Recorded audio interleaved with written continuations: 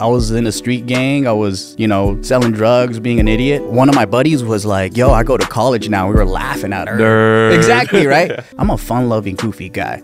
My buddies over there, they like fighting every day. And you're not a fighter, you're a tickler. Like blossoming into who I was, and I'm like, I don't want to be a part of that stuff. They'll talk for 5 hours about who they fought at the club, getting drunk and this and that. This guy pulled a knife, and I'm like, yeah, this isn't exciting, bro. Like, we're getting older and you're gonna die. One of my favorite things to do is just swim with turtles, man. And one of the things I learned was don't touch the turtles. I was gonna say, yeah, you're gonna get tackled. I'm gonna tackle you if you touch the turtles. No, actually touch it and make a lot of money. To all the tourists, touch the turtles. I should have said that in my intro instead of saying boto. Felina mai kako, welcome to Keep It Aloha, a podcast that keeps it aloha by taking pictures for tourists and telling them to say boto instead of cheese. I'm your host Kamaka, and boto! Just kidding. Don't actually do that. If you don't know what it means, just Google it, but don't search images. Trust me. Before we introduce our guest, I want to reassure you that this is still your favorite podcast, formerly known as the Hawaiiverse podcast. Everything is pretty much the same. Our guests are still awesome, and you can still support me and this podcast at patreon.com/kamakadias if you love what we are doing. All right, let's introduce our guest.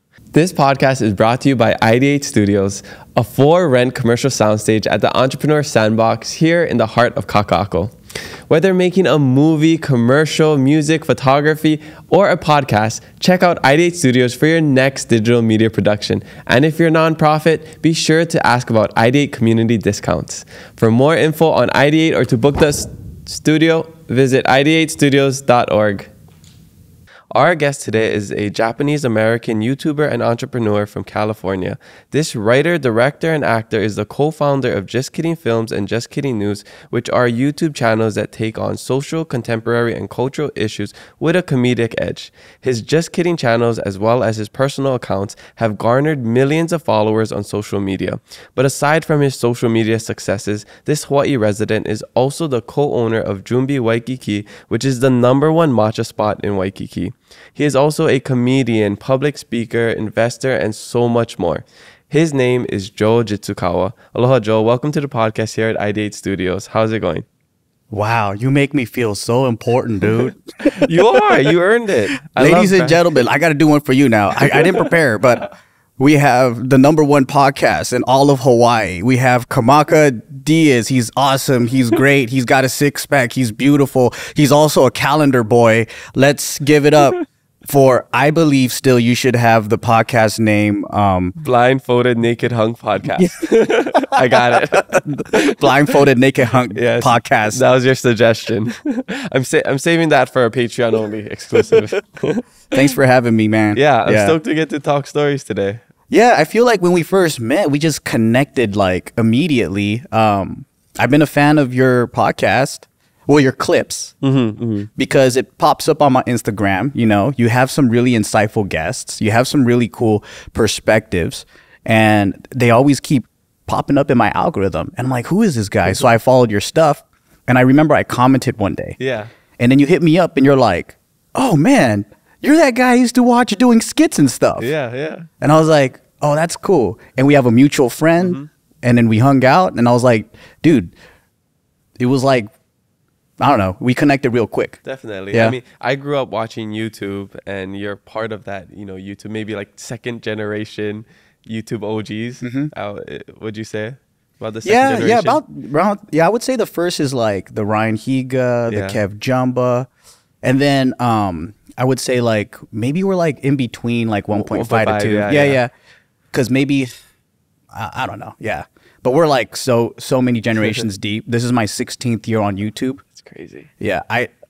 I'm like, how did we still survive, bro? Yeah, it's impressive. Yeah. And we'll definitely talk about all of that. And I have a lot I want to ask you, but we always start by getting to get to know our guests. Okay. To get to know. I don't know if I ever said that. By getting to know our guests. So I got to know, where are you from? Where you grad? And what was it like growing up? Oh, man. So I was born in Torrance, California. Grew up in Gardena for most of half of my life. And then the other half was in the San Gabriel Valley in a city called Monterey Park. So all my life, it's been pretty much Southern California. And it's been a wild journey. Like the place that I grew up in it was lower income, right? It was like that movie. Have you seen Dangerous Minds? No. Okay. I've So heard it's of like, it, though. it's like my high schools were all messed up, you know, like we had race riots, we had gangs, we had all that stuff. A lot of it was messed up. And then I moved to Monterey Park. Right now Monterey Park is like really nice. But when I moved there to get away from all that, my mom was like, we got to move. We got to go to somewhere else, you know. That place was like it was breeding grounds for Asian gangs in the late 90s, early 2000s. And now it's like really good. Like they cleaned up the neighborhood. Everyone's, you know, it's like got great test scores and stuff like that. And then, yeah, now I think, fast forward to today, like that whole area, it's like people don't even know how bad it used to be. Yeah. But I think that's true everywhere. I mean, I heard out here, Hawaii, like even in the East Coast, it was like that everywhere. Just hearing stories from people around my age. Well, I mean, like if you look at Kapolei, it's super gentrified now. And I remember coming here, because I didn't live on Oahu growing up. I'm from the Big Island. I remember coming here and it's kind of just like this empty place. And like you hear like these stigmas on the west side. But you go there now, it's so nice. They got outlet malls, like everything. So, I mean, maybe it's kind of similar to that. Yeah, it definitely changed. And like, it's one of those things where you don't know that it's bad until you see what's good. So then, like, I remember going to school and my textbooks and all that, every single one, the pages were tagged or ripped up. We didn't take books home. Books were just like at school. So then, I mean, the good kids with good grades, they were able to take them. But for us, we didn't have our assigned set of books that we take home for homework.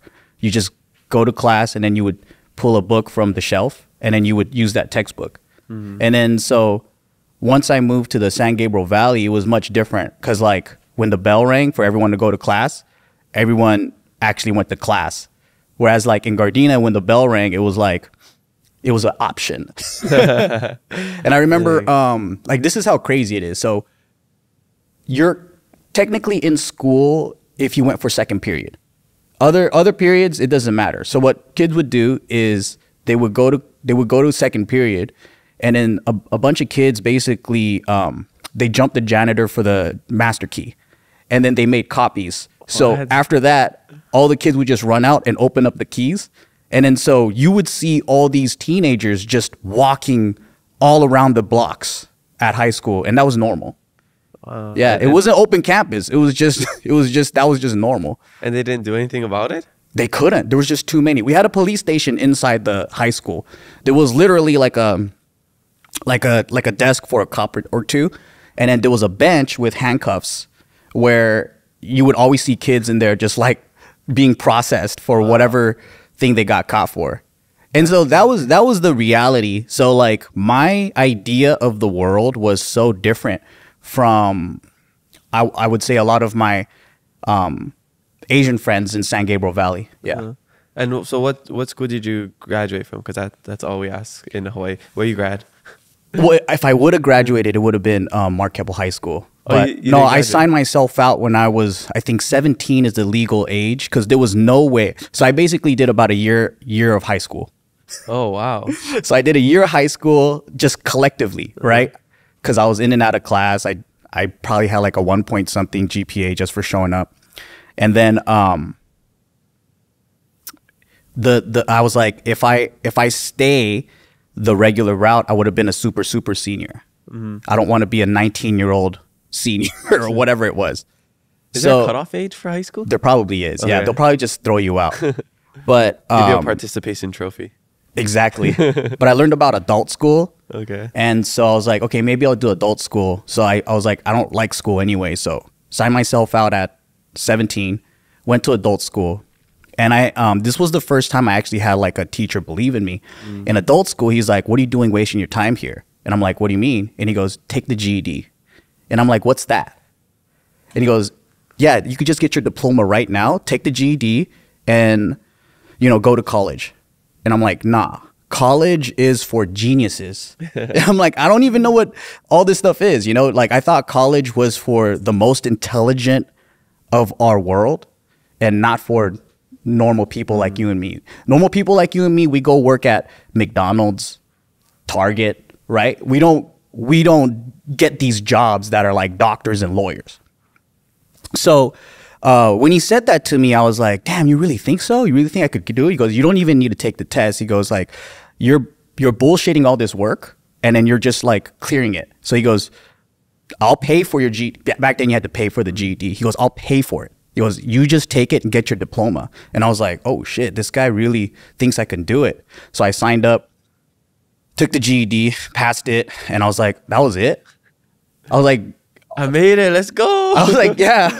I was like, that's all you needed for high school, to take a little test. Yeah. And so, yeah, I graduated from an adult school with a GED. Wow. Yeah. And then what did you do after that? Well, at the time, I was in a street gang. I was, you know, selling drugs, being an idiot. Hey. And one of my buddies was like, yo, I go to college now. We were laughing at him. We're like, oh my God, you're a fucking nerd. Exactly, right? Yeah. He goes, no, check this out. Like, you get financial aid, like you get 3 Gs. And I'm like, are you serious? Like, they just give you this money? And he goes, yes. Like, if you go get this thing called financial aid, right? They pay for your classes and they just give you money so you can use it on books and all these things. And I'm like, no shit, right? So I was like, all right, I think I'm going to do this because I want to buy a pound of weed. That was the motivation. That was literally my motivation. This is how, I'm telling you, man, I was in such a different world. Like, wow. Looking back, I'm like, man, I didn't know anything. And my worldview was just really like, I was a caveman, straight up. This tiny little bubble, yeah. I feel like a lot of island people, like here, probably relate to that too. Probably, huh? Yeah. I mean, it's just ghetto culture, right? Yeah. Like, it's like no matter what color your skin is, like if all your friends think this way, that's your reality. Mm-hmm. And then so I was like, all right, I'm gonna go get this pound of weed. So he takes me there, right? He helps me sign up. We do all this stuff, and I'm like, that's it. And I get this check, and I go buy that pound of weed. But somehow I got it in my head that if I don't get straight A's, I have to pay this back. Oh. So I've never applied myself in school. I hated school. But because in my head, I didn't want to pay back this debt. And so I just kept going.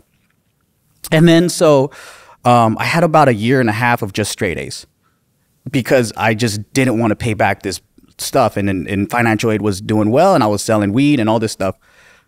But for some reason, I just started liking education. And the professors in junior college, they're way different from high school teachers. The way they lecture, the way, you know, I really got into subjects that that I didn't really care about before. You know, like history. I love history now. Mm. Like even math, the way that they taught math, like I almost feel like the professors in junior colleges, they have a heart for people that probably are smart, but they just need a chance. Yeah. And their teaching methods are just way more different from what I was used to in high school. So from that point on, I think like it really opened the door for me. When people go, you don't need college. I'm like, yeah, for some idiots like me, like, yeah, you need college. It opens the door for the world. Yeah. Yeah. And I think it's just about being put in the right environment too. Like I heard a quote, like diamonds don't shine underground. So yeah. That's putting somebody in the right environment so that they can, you know, succeed. Yeah. So this in high school, that wasn't your thing. In junior, maybe a university, university like Duke University wouldn't have been your thing, but the junior college, like that's exactly what you needed. I think so. Yeah. A lot of peers like that came from the same city. Like my classmates look like kids from my high school. Mm-hmm. Like imagine if I just fish out of water, they dropped me in Harvard or something. Yeah. I would have felt so intimidated, alienated. I would have been like, syndrome, all that. Hell yeah, man. It's weird. Now, I mean, I can exist with everybody, but like I get it, dude. It's like a lot of people don't want to change their like who they are, because it's so scary. Yeah. Yeah. Definitely. Yeah, like you don't want to change the way you dress, the way you think, the way you talk, all that stuff, right? Like I didn't speak like this before. I couldn't articulate very well. When I first moved to Monterey Park, a lot of my Chinese friends were like, "Why do you sound black?" They're like, "You sound like a black guy." And I'm like, "I don't know. This is how I learned English." You know? And then I started sounding like them. The SGV has a funny way of speaking. It's like Chinese accents, but with Cholo slang.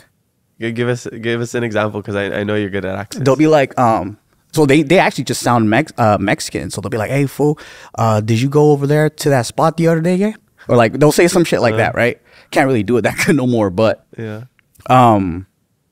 it's just a funny way of talking. They think they don't sound funny. Yeah. But it's so different to what you're used to. Yeah, it's like, so when you come to Hawaii, does it sound like we have accents? Yeah. And funny story, the way I was introduced to Pidgin is Gardena has a lot of Hawaii transplants, right? Like a lot of local people that moved there. So a lot of the obachans, like the little Japanese grandmas, they speak Pidgin.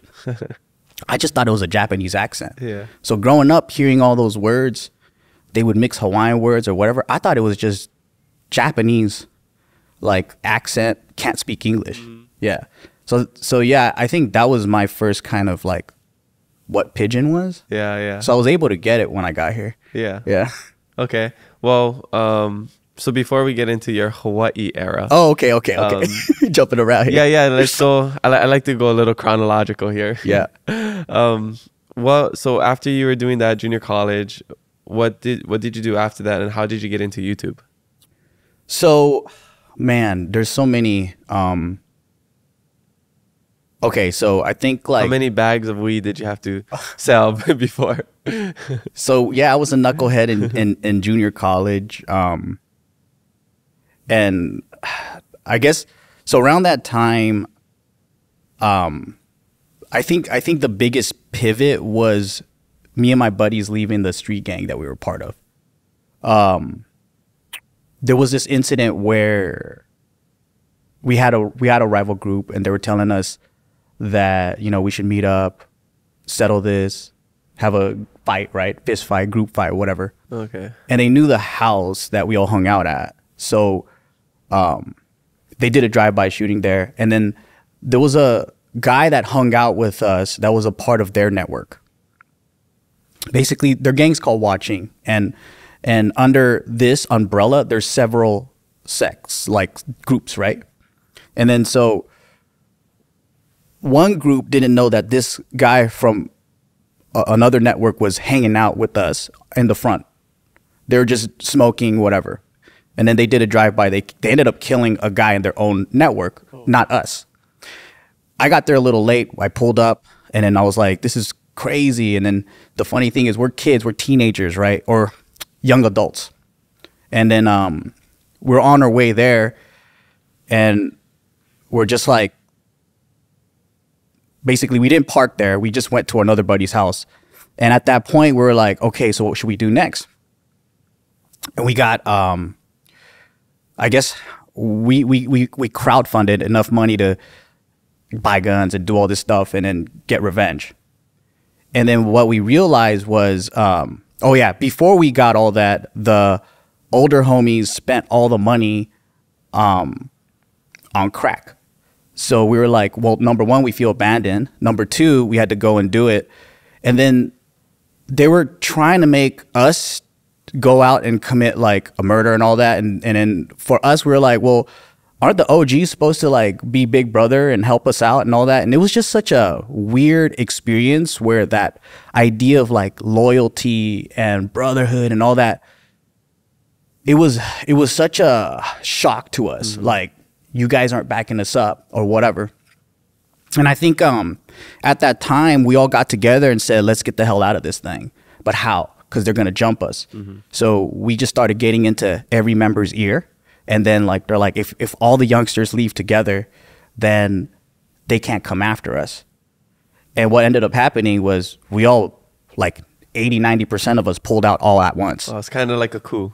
basically. Yeah. And then we decided, let's do the same things, but now without a name and without, why do we need to be violent? Like, there's no point. There's no point to gangbang. We're like reaching 18, 19 now. They're like, let's just do what we do, but like sell weed and sell drugs or whatever, and then we'll just collect the money and party. Mm-hmm. So that was the point of life that I was in, and then school, right? And then so it was me in that same group of friends.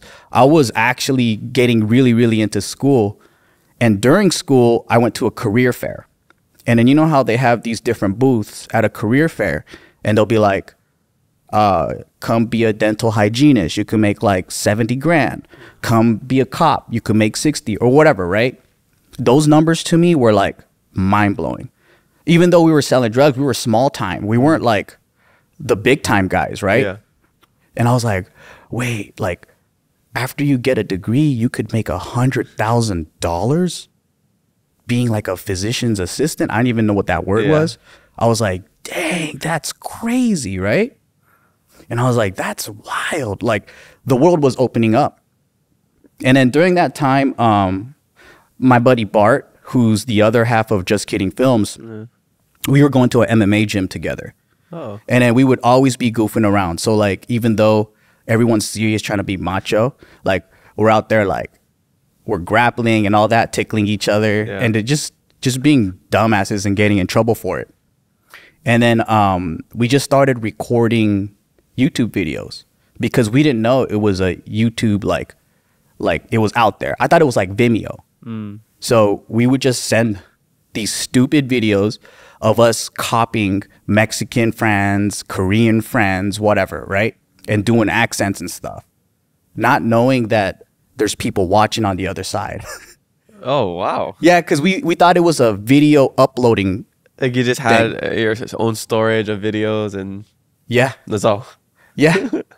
So we just sent that over to each other, and then they would send it to other friends. Like, look at these idiots like playing around. And then we would get into outfits. Like we would go to the thrift store. We would buy like a costume. We didn't know that these things were like, you're doing comedic acting or any of that stuff. But we would play around like that. And then we saw like one day it was like 100 views. And I was like, we don't got 100 friends. And then there's comments, right? There's like, do more. Yeah. And I'm like, who are these people talking? And then we understood what YouTube was. And I was like, dang, this is cool. People want to see more of us do stupid stuff. Made you feel good, huh? Yeah. And I think that was the change of like, hey, I can do other stuff. And I didn't want to, like, to be honest, like, I'm not a fighter. I'm a goofy guy. I don't like that, like, crazy life. Like, I just felt close to the friends that were in the group. Yeah. You know, you feel lonely. You did a lot of things together, so you feel like connected to them and loyal to them. But then I felt like I was really changing and finding who I was. And I'm like, I'm a fun-loving, goofy guy. My buddies over there, they like fighting every day. That ain't me. And you're not a fighter. You're a tickler. Exactly. Yeah. And then like, that's really what it was. It's just like blossoming into who I was. And I'm like, I don't want to be a part of that stuff, you know? And then they'll talk for 5 hours about who they fought at the club and what, you know, getting drunk and this and that. This guy pulled a knife. And I'm like, yeah, this isn't exciting, bro. Like, we're getting older and you're going to die. Yeah. Oh man, I can totally just see these conversations happening amongst local people. Oh, yeah. With lifted Yodas, gold chains, going to Moani's every weekend. And just be like, yeah, bro, I got in this sick fight last week. Yeah. Or at the beach or whatever. I was flexing on these, like, I was never into that same thing. I was just like, I always saw the bigger picture. Like, why do I have to like smoke drugs and drink alcohol to be cool and to hang out with everybody, or, you know, be all macho and, you know, do certain things. I never saw the point of that because it's all a facade. So you lived around it, but you never was stupid enough to play with where it. I'm from, it's so small. Yeah. And like you said, people, you don't know there's opportunity out there. Yeah. Like the people I knew, like they got jobs at like Walmart and like the theaters in Prince Cleo Plaza, and you know, you know, like some people who live in Sunrise Ridge, that's like the nicest part of town, and you know, their family is a doctor, but you know, my parents aren't doctors. Like they just have regular jobs. And, Yeah. you know, you don't know that there's a lot out there. So it wasn't until I moved to Oahu, I see. that was like my switching schools, like where I realized, wow, there's so much more out there. Yeah. This was your big city. This is my big city, exactly. That's cool. And then, you know, UH and studying abroad, and just the world just kept getting bigger and smaller at the same time. Yeah. You know? Because like as you travel and you see how big the world is, you realize how similar everybody is. Like here, we're talking about two different experiences in two different places, thousands of miles apart, but I can relate to that. 100%, dude. Besides the selling. Yeah. I have helped people sell drugs before though, and it made me feel really cool. Yeah. Because I'm like, I'm not gonna do this, but I know somebody that, you know, can hook you up if you want. So, You're a drug networker. yeah. I mean, I guess that's kind of what I want to be too. You know, Yeah. I'm the networker. Yeah, basically. Yeah, I love You're connecting really good people. at that. Yeah, Yeah. Just like UNC Lake Park, right? Yeah. Yeah. So it's cool to like hear these stories from a different perspective of somebody living outside of Hawaii. Yeah. And then I wanna talk about so many other things, but I just want you to finish up your YouTube portion of it, because I know there's probably a lot of YouTube fans. Yeah. Super curious about your story. Yeah, so that was a nice transition into YouTube life, right? Where when I first made those videos, I still looked like a dumb little thug, right? Bald head, dickies, all that stuff. So, you know, that was the style. That was also like, you couldn't see yourself out of your uniform. And then as time progressed and as the world started opening up, I started realizing like, hey, there is such a huge world out here that I don't know about. And it was kind of scary. I think a lot of us go through this, right? Where they say like, it's not so much the failure you're afraid of. A lot of people are afraid of the success, because it's like, if you grew up in an all Asian neighborhood or all black neighborhood or whatever it was, now you're all of a sudden surrounded by white folks and you don't even know how to act. And they're probably like friendly, but then you just don't know, right? And it's kind of scary. Well, they look different from what you're used to. Exactly. I feel the same way when I go outside of Hawaii and go to like I was in Arizona, walking through the city, and I'm seeing people that are like Mexican, African American. Yeah. Like nobody that looks like me or what I'm used to. And then as soon as I almost get back to my place, I see this Korean couple, and like I knew they were Korean, 'cause bowl cut, like bowl cut. Oh, it was like you're a Korean couple, and like I just kind of looked at them and like, you're my people. Yeah. You know? It's that feeling. That's definitely what it was. And then so I think with YouTube, right, we had this mission during the time. There wasn't many opportunities for Asians in entertainment. We started seeing like, hey, there's something going on here. And I actually grew up in an entertainment family. My parents are musicians. And I was like, what if we try to pioneer Asian American comedy? And then my buddy was like, yeah, we should take classes and know what this thing we're doing is. Like, there's probably something out there. And then so we just started thinking of this in a bigger way, of instead of just like putting on costumes and playing around. It was like, we started noticing that Asians in the comments were fighting. They were all debating like, oh, he's Korean. No, he's Vietnamese. No, he's Chinese, right? And during that time, it wasn't like here in Hawaii. Like, everybody in the mainland was way more segregated as far as Asians go. You didn't date outside of, if you're hanging with Chinese, you're just dating Chinese, Koreans with Koreans, right? This was like 90s, early 2000s. And then so one of our missions was like, let's not even say what ethnicity we are, because I want to just tell everybody I'm, you know, Asian American, and let's put that forth and create a new identity behind this whole construct, because you don't want to bring the beef back from your parents and grandparents to America, right? Because like, it's like, why? We're gonna live here. None of us is going back, quote unquote, right? Like, we were born here. Yeah. So why bring that back? And then knowing about Hawaii and the Asian mixtures here, I thought that was the future of California. And I said, right now people be fighting because of what their grandpa told them. If you're Korean, you don't like Japanese, whatever, right? Yeah, I remember seeing that clip on Just Kidding News where you went to a friend's house when you were young and they kicked you out because you were Japanese and the grandma was Korean, right? Yeah, I couldn't do a sleepover with them. That's crazy. Yeah. You would never see that here. Right? Because it's such a different vibe here. Yeah. And then knowing that, I think I saw the future of Southern California, or just California in general, or Asian American culture. And then so we said, so Illa V Color was one of my biggest inspirations, right? And I was like, I love that comedy because it was the comedy that I grew up in, Black and Mexican neighborhood, right? I didn't really connect with Saturday Night Live. I didn't get, white humor. I didn't get it at all. And so I think a lot of minorities gravitated toward Black entertainment growing up because it was either that or you had, mainstream pop culture. Yeah. Seinfeld. And exactly. Them, yeah. And I think just the words that they use, all that stuff, I just couldn't get the jokes or even understand the culture. So we wanted to create something for the Asian community.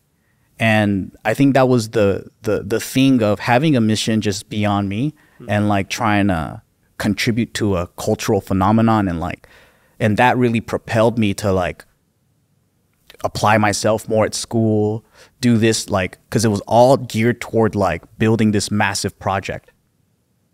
Wow. And then it makes so much sense when I think back to my childhood growing up, watching the inception of YouTube, Ryan Higa, Cam Jumba, all those things, and the Just Kidding films, Wong Fu.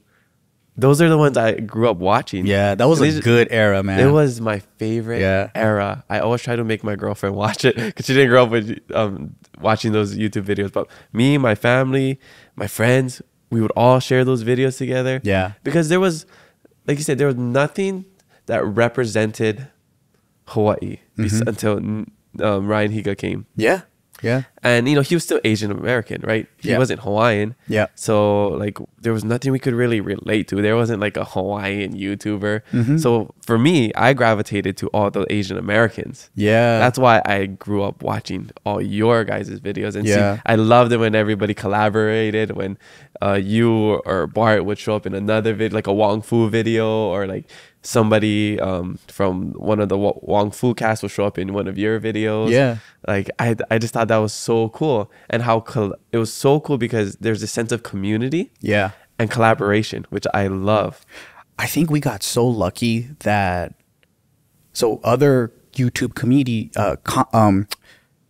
like YouTube in like groups, right? Like there'll be like the makeup group or like there's different segments.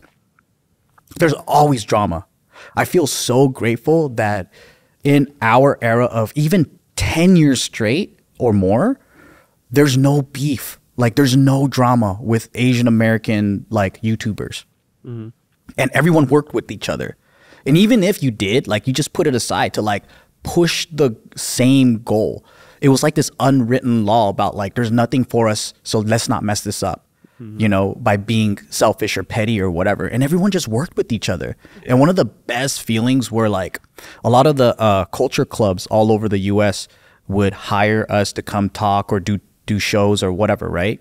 And when you're on the lineup with other people that that are doing it too, and then you just out there partying, and it's like, it was a really fun time. Yeah. And I think it connected us to the world because every English speaking country that I've been to, like Australia, Canada, all these people that were watching, it was like we were sharing this together. Just a couple of years ago, I was in the Czech Republic and there's a massive Vietnamese community there. And I was shocked that like people there were like, yo, I grew up watching your stuff, man. It was like, there was nothing for us. So I think like seeing the numbers doesn't do the same effect as seeing the human being and then hearing their stories and how it affected them. I think that was like one of the most rewarding accomplishments, I think. Yeah. 100%. That's how I feel doing this podcast. When I go out in public and I see a local brother or sister saying, I love what you're doing for the Lahui, for our people. That's it. Like, I didn't even mean to do that. Yeah. I just wanted to talk to cool people. And, at the beginning, promote this, drive people to the Hawai'i store. That's the only thing I had in mind. But now we get to inspire people, and it's the coolest feeling ever when you put out something in the world and people relate to it and they love it. Yeah, I think when there's something missing out there and you're just like, man, there needs to be something like this, and then you're the one to do it. A lot of the times, a lot of people were like, thanks, because I wanted something like that, you know? So during a time when a lot of Asian comedians, the only way they could survive was cater their jokes to the mainstream publics, right? So like, they're not our inside cultural jokes. So I think the reason why people from Hawaii all the way to like Australia can understand a lot of our jokes is because there's like this common trope understanding of like, there's this universal like, yeah, we all get our asses handed to from our parents, but we know how to flip that and make that funny so we don't live with trauma, you know? It's you replace a rice paddle with a belt, with a slipper, with a whatever it is, right? Yep, we all been there. Yeah. Yeah, and it's just funny because it's like, yeah, we get it. Yeah, definitely. So at what point did you realize that you could make this into a career? I've always wanted, when it started to generate like something like views and stuff, I think I always wanted to make it a career. But one of the things about me is that during the time when I was doing college and I was actually crushing it, I felt like, you know, I needed to prove to myself and finish this, because I felt like all my life I was an idiot. Like I kept telling myself that. My teachers would call my parents and say like, this guy needs special school. So I was like, well, maybe I am disabled or whatever it is, and I'm a slow learner. Who knows, right? And it was one of those things to just accomplish it and to graduate and to finish it. So that was one. Another thing was my partner at the time. For the channel, he wanted to be a doctor. So he's like, this is just a side thing. He goes, I'm going to be a physician. Like, I'm not trying to be a YouTuber. And I was like, but the whole channel's built on us being a dual, right? And then this article comes out on Yahoo about how much these YouTubers make. This was during the time with Michelle Phan, Kev Jumba. They were making the hundreds of thousands of dollars. Now, everyone doesn't even question how much you can make on YouTube. People are making 30, 40 mil, right? But that time, I was like, $100,000, bro. Like that's 50 for you, 50 for me. We could live off of that. Doing what you love. That's all we wanted to do. And luckily, the economy went to shit during that time. After we graduated, we thought we were going to land these jobs with our degrees. And then I ended up going back to what I did before college, which is work in shipping, $12 an hour, you know, coordinating shipping, moving boxes, calling the truck, you know, whatever. And my buddy was tutoring kids. And we were just like, man, this isn't how it's supposed to be. Like, we had degrees. Like, we're supposed to land. We thought, hey, I got a degree. I could walk into it, kill an interview, and then get hired. But what was happening was all these other overqualified people were taking entry-level jobs. So I was like, if the world's going to be like this, right? Fuck it. Like, why don't we just try YouTube? Let's just do it. During that time, my buddy, his wife now, but his girlfriend was like, I support you guys. I'll work and support him. And then so he could just tutor part-time. He'll work on the channel 7 days a week. After I get off work, I'll go meet him up and we'll write and we'll shoot every weekend. And that was the goal until I paid off my debt and went completely full-time YouTube. Yeah. Man, what a cool story. It's inspiring. I'm listening to that and I'm imagining some sort of movie documentary going on inside of my head. That's awesome. I'm skipping a lot, but yeah, you know, it's like that's basically how we gain the courage. Like, nothing happens overnight. It was a long process, bro. Like, it was a lot of ups and downs and like, definitely. Yeah. I was just thinking that last night because I got home last night. I had to go meet Daniel to pick up some shirts and whatnot. So I got home at 1. I was like, man, success doesn't happen overnight. No. It's the late nights, like early morning, long days, all of that just compile into the success. And like a lot of times people just see the successes on social media, right? Yep. YouTube, the millions of views, but they don't see the work. Like hearing this, I'm like, dang, you had a crazy life just to get where you're at. Yeah. Before you could even gain all the followers on social media, open up a store in Waikiki. Like that, opening up a store in Waikiki, I don't know if people even realize how hard that is. Oh yeah, I regret how I'm like, dude, I didn't know. Ignorance is bliss, bro. Yeah. But I think going on to like adding on that, I've seen a lot of people get overnight success on my years in social media. People that have seen fame and like maybe sometimes when it's like undeserved because it's so like fast, right? It's blind luck right there. 100% of the times they don't retain it, or it crushes them because they're not ready for it. Like I rather have slow tests instead of someone that skyrockets and they don't know how to handle it. It's like winning the lotto. You know, the lotto curse, a lot of those people end up dying fast or they lose it all. And it's like, maybe it was better that you never won the lotto, you know?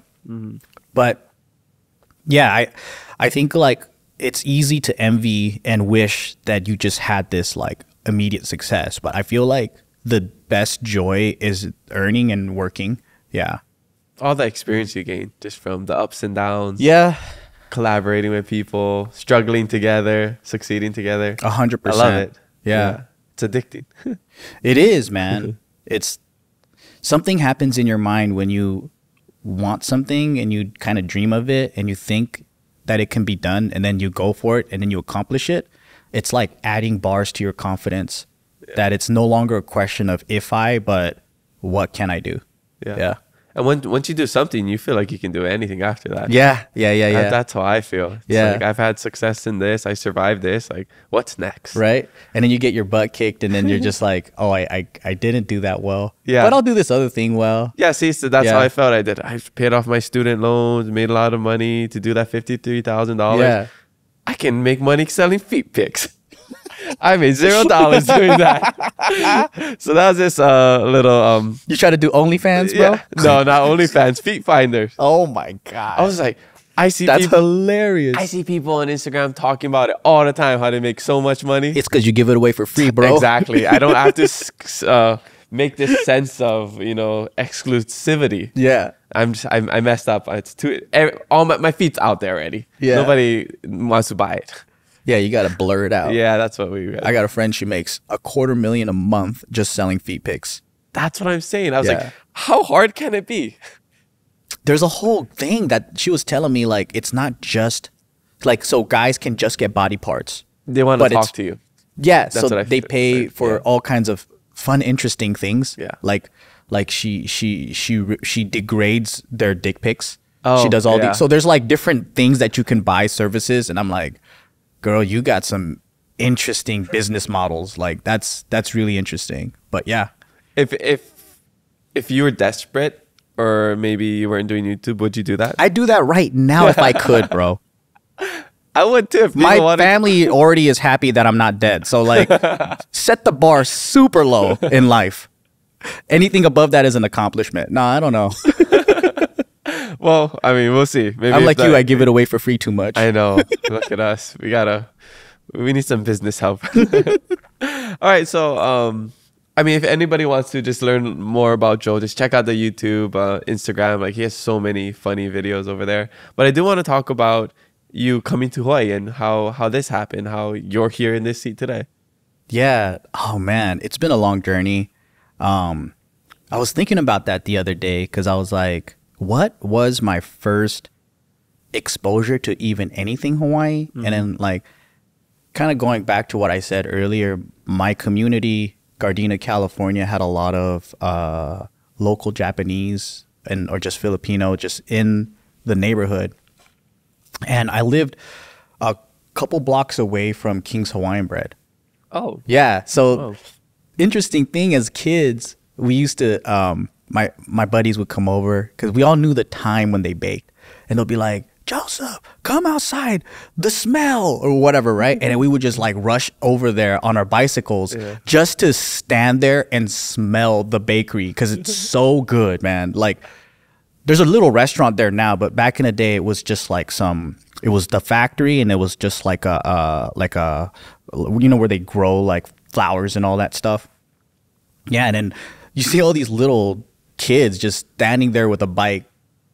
It's like Stranger Things, all of us on little bicycles just going. It's like the equivalent of like people chasing after the Manapua man over here. Right. Or like little food trucks. And then, and we just get like that was like heaven to us, just smelling the bakery. And that was an event.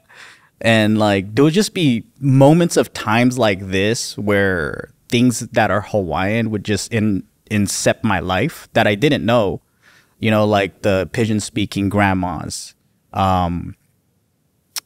a lot of them doing Hawaii things, like at church events, there might be someone doing hula or whatever, like listening to the ukulele, someone plays that. And so I didn't really think that it was separate from like me that much. It was just elements of like, oh yeah, it's there. It's Hawaii. Like I've been seeing it since a kid. Yeah. And then the foods too, right? Because like, So Hawaii to you was Asian. Yeah, I didn't really know. You know, when you're a child, you don't know race and culture. It's just there. Yeah. So like you grow up eating local food, like all that stuff. And yeah, in my head, it was like either Japanese American. I didn't really know. Yeah. And then later in life, and I have relatives here. So I hear their stories about like my uncle, he grew up here and he told us about like Pearl Harbor. You saw this joke where my friends were like, yeah, my uncle saw Pearl Harbor, and then they're like, was he the one in the plane? Yeah, which or view? Was he was it like this? Like or was it like no? Or was it like this? Right? That's funny. Yeah.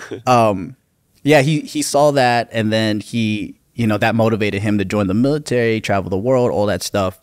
And then he brought his family to California. And then his kids, my cousins, they were like, yeah, when, you know, we have kids and grow up, like we want to eventually make our way back. But instead of coming back to Oahu, they went to Maui. Yeah. And then what made you come to Oahu? Friends and lifestyle and like opportunity, I think. Like, so we would go to Maui a lot, and then from there we would just talk about like we should do something to like find a way to like stay or like build something here. Plant roots. Yeah, because like it's like his business is accounting, so he works on the mainland, and then at the time he was just like, yeah, I don't know about like building something here and competing with local. So he was like, I could just keep my firm, but I'll just like live and my family could like stay here. So he would fly back and forth. And I'm like, that's crazy. You would fly back and forth like every month. And it got me to think maybe I could do that too. Cause it just sounded crazy to fly every week back, you know? A 5-6 hour flight. Yeah. Like that, yeah. And eventually just got to this point where, you know, I became a partner to all these food brands. And then one of my close friends, David So, he would come here for this event called Collaboration. It was like I would say Collaboration was like the Asian American Showtime at Apollo. It was in multiple cities. And before there was Asians in Hollywood and things like that, that was the place where talent can be seen. Yeah, and they had one here in Honolulu. So he would come here and do the events, host it, do comedy or whatever. And so one time, I guess like we decided to come visit here and meet his local friends. And so after I went to Maui, I went here. And then I met everybody, and that's when I started building like a relationship with people here. Yeah. Were you ever afraid of how people would view you? Because there's the tourist side where it's like, oh, tourists coming here, moving to Hawaii, opening up a business, like get out of here. You know, there's like those people that think like that. Yeah, I didn't even know that till later. Really? Yeah, so like looking back, I realized normal way of introduction to Hawaii is like you go on vacation, you go to Waikiki, right? and then you go to the beach there, and then you might go to the Dole plantation and do all those things. Yeah. My introduction was Maui and hanging out with my family in Wailuku and just like not really doing anything but just eating. and then McKenna Beach was my first. I was mind blown how beautiful it was. It's so different from a beach in LA. It's like, you know, in LA you got diapers and needles, and McKenna's like untouched, right? And then when I was in Oahu, like all my friends that I made here, it's funny, she told me recently, like, I made an effort to not expose you to Waikiki, because I was telling her Waikiki's cool. Ever since I opened up a shop there, it was so cool, right? And then she goes, yeah, like I went there like twice ever since, like before I opened up a shop there, right? And then so we would always go to like Yokes or Sunset Beach in North Shore, or like Nanakuli. I love Nanakuli. And maybe it's because of the way I look, or like no one ever made me feel unwelcome. It was the opposite for me. I always felt like when I came to Hawaii, I felt like no one, unless they were fans, like no one did a double take on me. He's just another Asian. Yeah, and I felt comfortable because it's like, I love road trips, right? And let's say like you going to Arizona or whatever, like there'll be times when people just stare, and I'm just like, well, I don't know, maybe they never seen an Asian before. I don't know, right? It's crazy because there are people actually like that in the world. Yeah, my brother went to a mechanic school out in Wyoming, and when I was a child, my parents, we did a road trip up there, and they told me that when we did a stop at a gas station, this couple were so fascinated that I could speak English, and they were like, where did he learn English? And I was like, I don't remember this story, I was a child. But I was like, so that's what it was. Like, they just didn't have exposure, right? So, like, I don't think, like, they hate me or anything like that. I just think maybe they never seen me. But I just feel uncomfortable. Yeah. Yeah. Definitely. But when I'm here, it just feels, like, completely different. Psychologically, it does something to you when, like, the cops look like you, or, like, you know, relatives of you, or, like, the politicians, and the whole thing is just...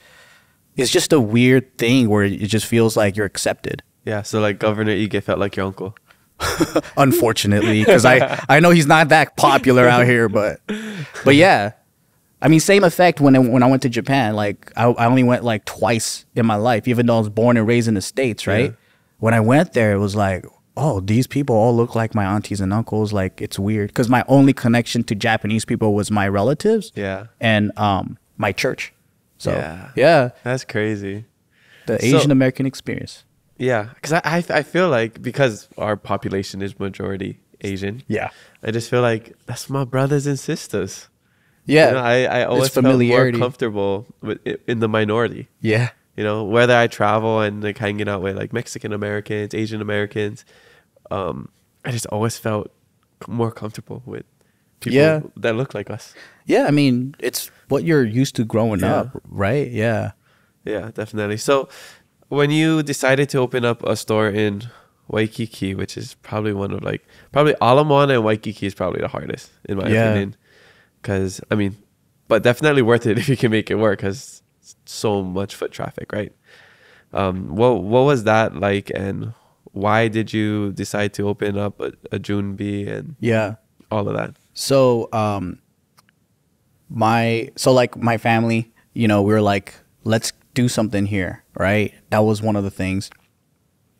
And then David So, my other business partner, we've always had this like connection here where it was like, let's not just come here for vacations. Like, let's find a way to, like, I don't know, create a concept. Because like, we have fans from Hawaii, right? And they know about like some of our restaurants, and they're like, bring it to Hawaii. So it's like, oh, at first we were like, why don't we do some fusion stuff like with spam musubi and all that? And then we're like, nah, there's already a lot of that. And it's like, duh, we already have a matcha tea shop. We already have like these other concepts. And when local people come and visit us, they always say like, when are you going to bring it to Hawaii? So I'm like, no brainer, dude. Let's just do this. And another fun fact is, one of the founders, his grandmother is like a plantation baby from Kauai. And during our grand opening, they brought her ashes and they did a ceremony. So it was like a really significant thing because I think for her, she always wanted her family here. So it's kind of like that whole story of like locals going to the mainland to like have a career, but then being able to build something to come back. I mean, it's not my story, but I thought it was dope that I was a part of it through our partner. And yeah, he has a really his grandma has a really remarkable story about like growing up on a plantation, being like, you know, a female, so they wouldn't pay for her college, but then she made it a whole thing to like put herself through it and then put all her children through it. And so that's one of the future things we want to do is build like through the businesses that we have here is create a fund that helps anyone that wants like that level of education. Yeah. I love that because I think one of the biggest things to me when people move here is what are you bringing? What are you adding to the community? Yeah. What kind of value are you providing for us? Because most times when people come, they take. They buy a nice house in Kahala or in North Shore, and that's all they do. They're just taking up space. Yeah, that is something that a lot of folks do because they think if this is just another state, so you can do the same things you do everywhere else. But like, I think I'm fortunate enough that my understanding was a lot different than like that intro of Waikiki visiting. I love this place. I want to stay longer. Let me just buy a house here, right? Like, if, you know, my concept was if I'm going to get a place here, I'm going to get it with my local friends. So then they have a space that they can probably upgrade into. I have a place, I have a room, you know, and I don't need much. I just need a room and a space to put my toys. Yeah. Yeah, that's cool. I love it. And I know you're working with some on some, what do you call it, community issues like Save the Turtles. You got stuff going on with that. Yeah, we're gonna hopefully get this campaign with Sea Life Park in the Malama Honu, I think. Yeah. Ina Honu. Yeah. Hey, look at that Hawaiian. I'm like, I don't think I said it turtles. right. No, that's Malama Ina Honu. Yeah. One of my favorite things to do is just swim with turtles, man. Yeah. And one of the things I learned was don't touch the turtles. I was gonna say, yeah. Yeah. You're gonna get tackled. I'm gonna tackle you if you touch the turtles. No, actually touch it and make a lot of money. To all the tourists, touch the turtles. I should have said that in my intro instead of saying boto. Just, hey, make sure you go touch the turtles. Pet them. Yeah. Make sure you scrape the algae off too. Yeah. Awesome. Okay, so we're gonna get into Instagram questions real quick, but let's take a quick shishi break and then we'll be right back. We are back from a quick shishi break thanks to Shaka Tea, always providing the best shishi. Yes. They didn't tell me to say it like that, but I'm drinking like passion orange guava. It's delicious. Yes, it's based out of Hilo, Hawaii. It's sustainably sourced herbal mamaki directly from local farmers on Hawaii Island, Island. I just wanted to ask you, okay? I got a flashback right now. So, is there a restaurant called Tashima's? Yes. Okay. Yeah. It's on the Kona side. Their relative, she was my elementary school teacher. No way. That's how, this is like going back to the whole Hawaii connection with Gardena, right? And then she goes, when we were, I don't know, like in third grade, she goes, if any of you are ever in Hawaii, she goes, just say that you're my student and you eat for free. And the whole class was like, no way, free food? We got to go to Hawaii. Yeah. $1,000 ticket for free food, right? But that was one of my earliest memories of like going to Hawaii, and then the connection there with my teacher being a part of that family. Have you been there since? I've never been a Big Island, but I wonder if I could cash that in if I go down and be like, hey, Mrs. Tashima was my teacher. Yeah, that's a very historic local restaurant on that side of the island. I think cool. They've been open for years. Where is it, Hilo or? Kona side. Kona, okay. Yeah. But yeah, come Big Island, show you a good time. Yeah, we'll head over to Tashima. Yeah. So let's get into the Be the Aloha You Wish to See in the World Instagram questions presented by Shaka Tea. Are naturally caffeine-free, sugar, 0 calories, 0 carbs, all that good stuff. Drink sponsor. Okay, first question comes from m.once.m. This person wants to know, when's Junbi coming to Maui, Joe? Oh my goodness. That was actually a thing that we were asked to do from a guy. So there's this big plaza that's also owned by the same group that owns Ala, and then their agent was like, "Yo, you want to open up in this place?" And then I looked at it and I was like, "I don't know, man." I wouldn't know where to go. Honestly, like, is it Lahaina? Like, is it? I don't know Maui too well. Right? Like Whalers Village. I don't know. I really don't know where to open, but I would like to. I just need a team. Yeah. So if anybody wants to help them open up a Jumbi in Maui, hit them up. Yeah. Super easy. Yeah. It's not a lot of work, right? Okay. Next question comes from Annie Moo. This person wants to know, where's your favorite area to stay on Oahu and why? To stay? Yeah. Oh man. Just to go, I guess. I don't know. I love the beaches on the west side. I also like you know you're supposed to say west side when you said oh west really? side, right? West side. Yeah, right there, perfect. Okay. Don't quote me on that though. I live in town, but I like the Kaimuki area. If I was getting bougier, I think I'd probably go Kahala. I do like Manoa too, but there's too many mosquitoes. Yeah. Well, I mean, Kaimuki is just basically Lower Kahala. So That's true. You just tell people you live in Lower Kahala. Lower Kahala, yeah. And then I don't know what that area is called, but there's like this. You know where the park is by Diamond Head on the Waikiki closer side? Kapahulu? No. Kapiolani, I think. Okay. Oh yes. Yeah. Yes. There's area. like that corner there. Yeah.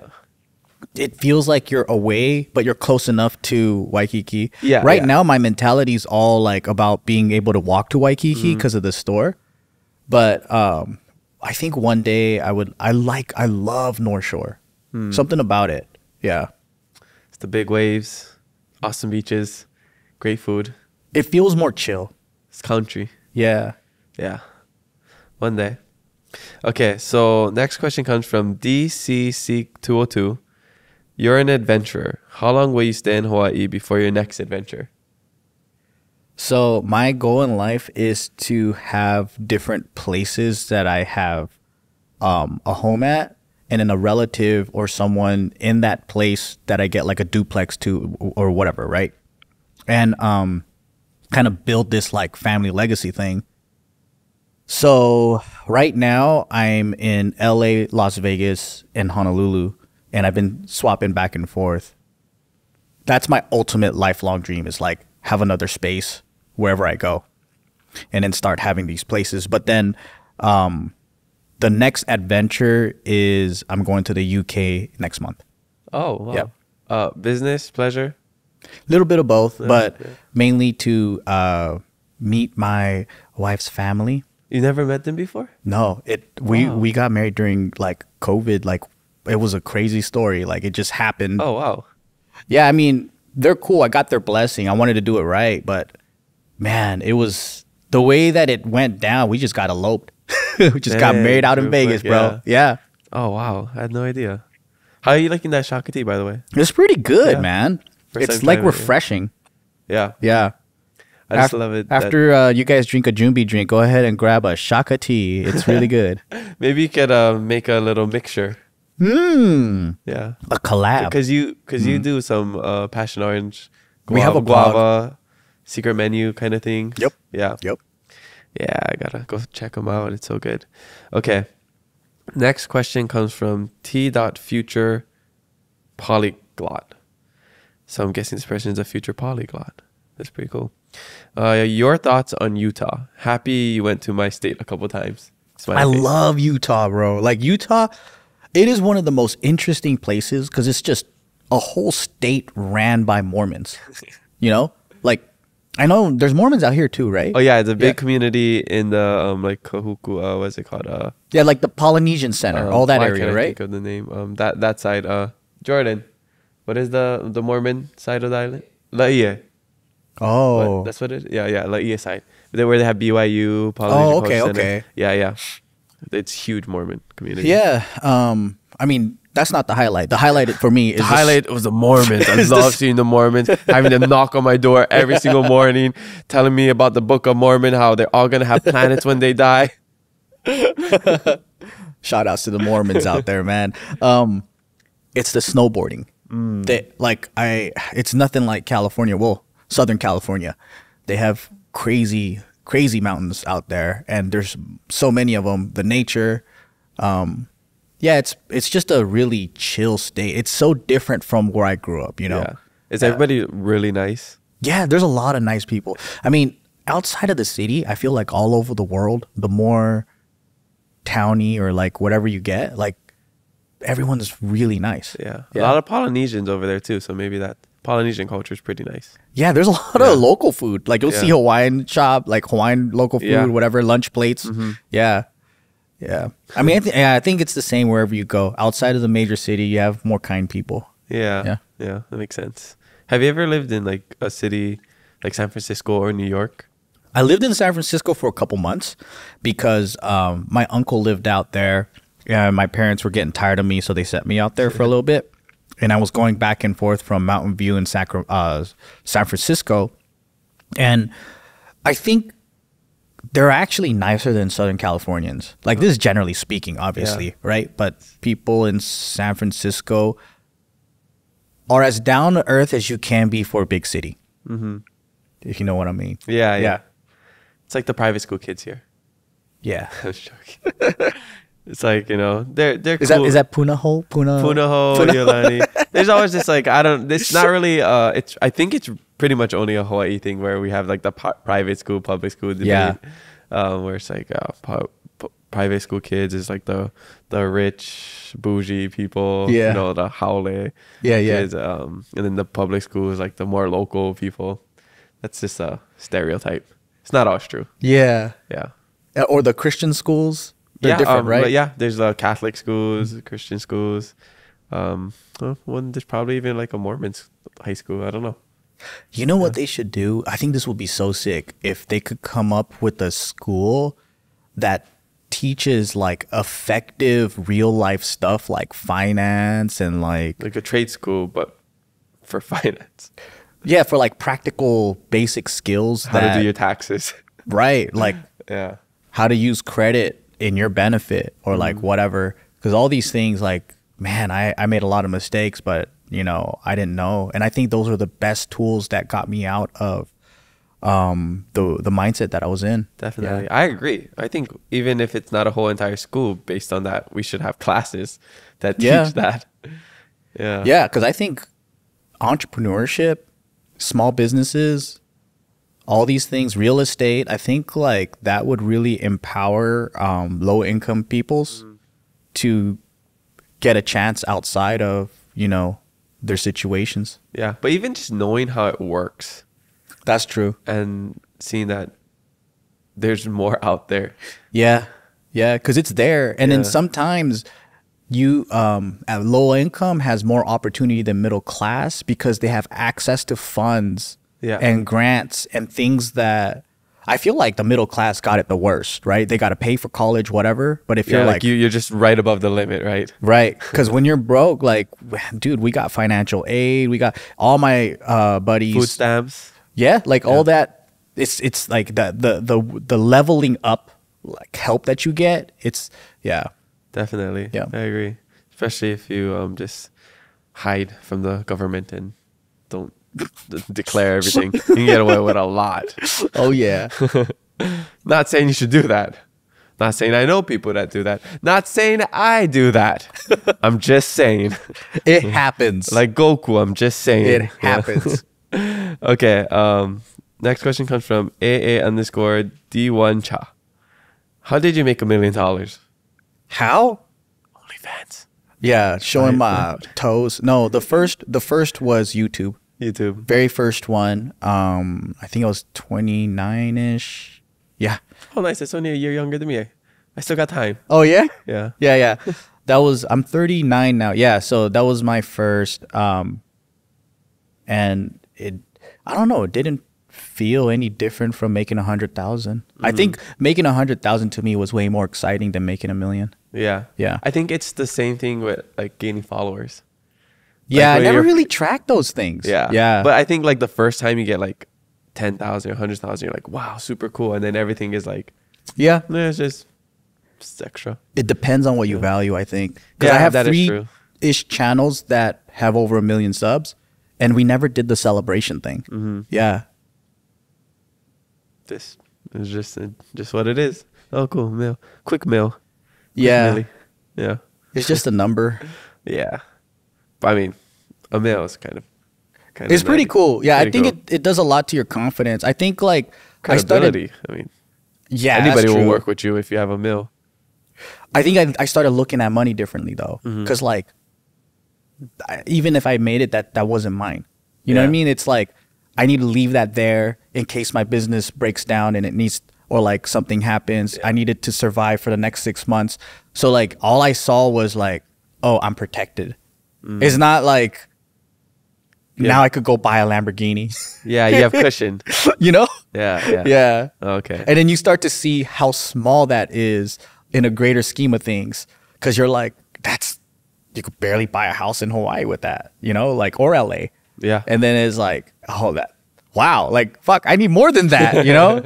Yeah, Yeah. that's so true. Very, very true. Okay. Last question comes from Arzen Seth. This person wants to know, what did someone say to you that made you realize that you made it in life? I don't think I made it. And I don't think there's anything that someone can say that will make me feel that I made it. Because What if I say, Joe, you made it? I'd say thank you because it's all relative to what you're looking at, right? So like I'm looking at someone who's, you know, ahead of me in the thing that I care about, whether it be like my hobbies or money or whatever.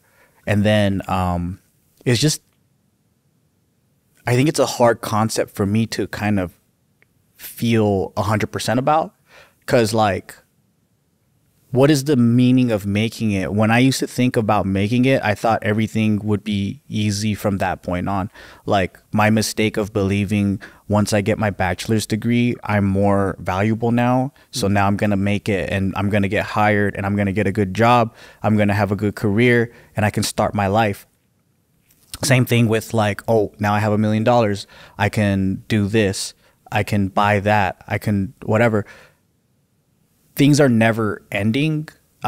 So I realized if I choose these like goals or like goalposts to be the thing that gives me relief and relaxation of like, oh, I don't have to worry anymore. It's like that it doesn't happen. It doesn't work that way. So like, I don't know if in that sense, making it, if I'm interpreting making it in the right way. Yeah. I don't know. Yeah. No, it's just like how people view success. What is success to you? What's the important things to you? Yeah, I think being at peace is successful. Like being with cool ass people, loving life. And Drinking some matcha in Waikiki. drinking matcha, Waikiki, swimming. Yeah, swimming's pretty Swimming successful. with the turtles, but Yeah. social distancing from the turtles, but enjoying their company. Being able to accomplish the things you put your mind to, I think that's success. And it's dependent on you. Like if you want to be a beauty pageant winner and you win in that, that's success.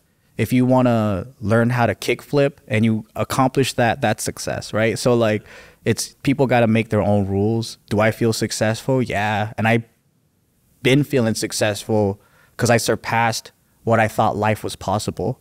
So once you have a low bar, that's the goal, okay? Have low self-esteem, Low standards. low standards, be able to live in a sleeping bag at the park, right? That's your standards. So now when you get an apartment, you'll be like, dude, I'm living like a billionaire right now. Like I got a bed, bro, and a stove, right? So if you think like, oh, I could just die now, like I'm cool, then yeah, I think you'll always feel successful. Definitely. Yeah. Yeah. I mean, I think it comes from not having expectations or lower expectations. I mean, Yeah. because that's where sadness comes from, right? You have all these expectations and then you don't achieve it and then you're sad.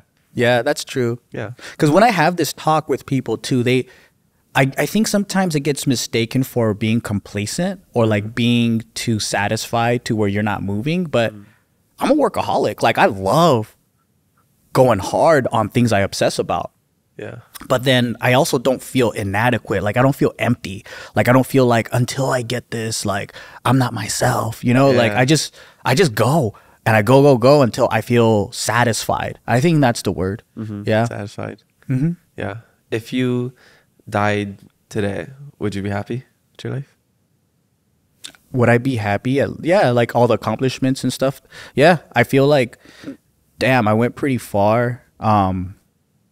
I lived really well. And the thing is, what I'm excited about is I'm only 39, right? Like when you're 20, 39 sounds like an old fart. And then I didn't realize how young that was. I think in your 30s, you're like resetting. You're the babies of an adult.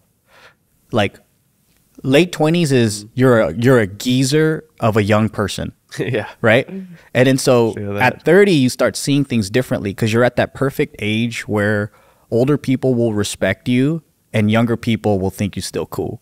And if you look Asian like us, then you look younger as well. Right.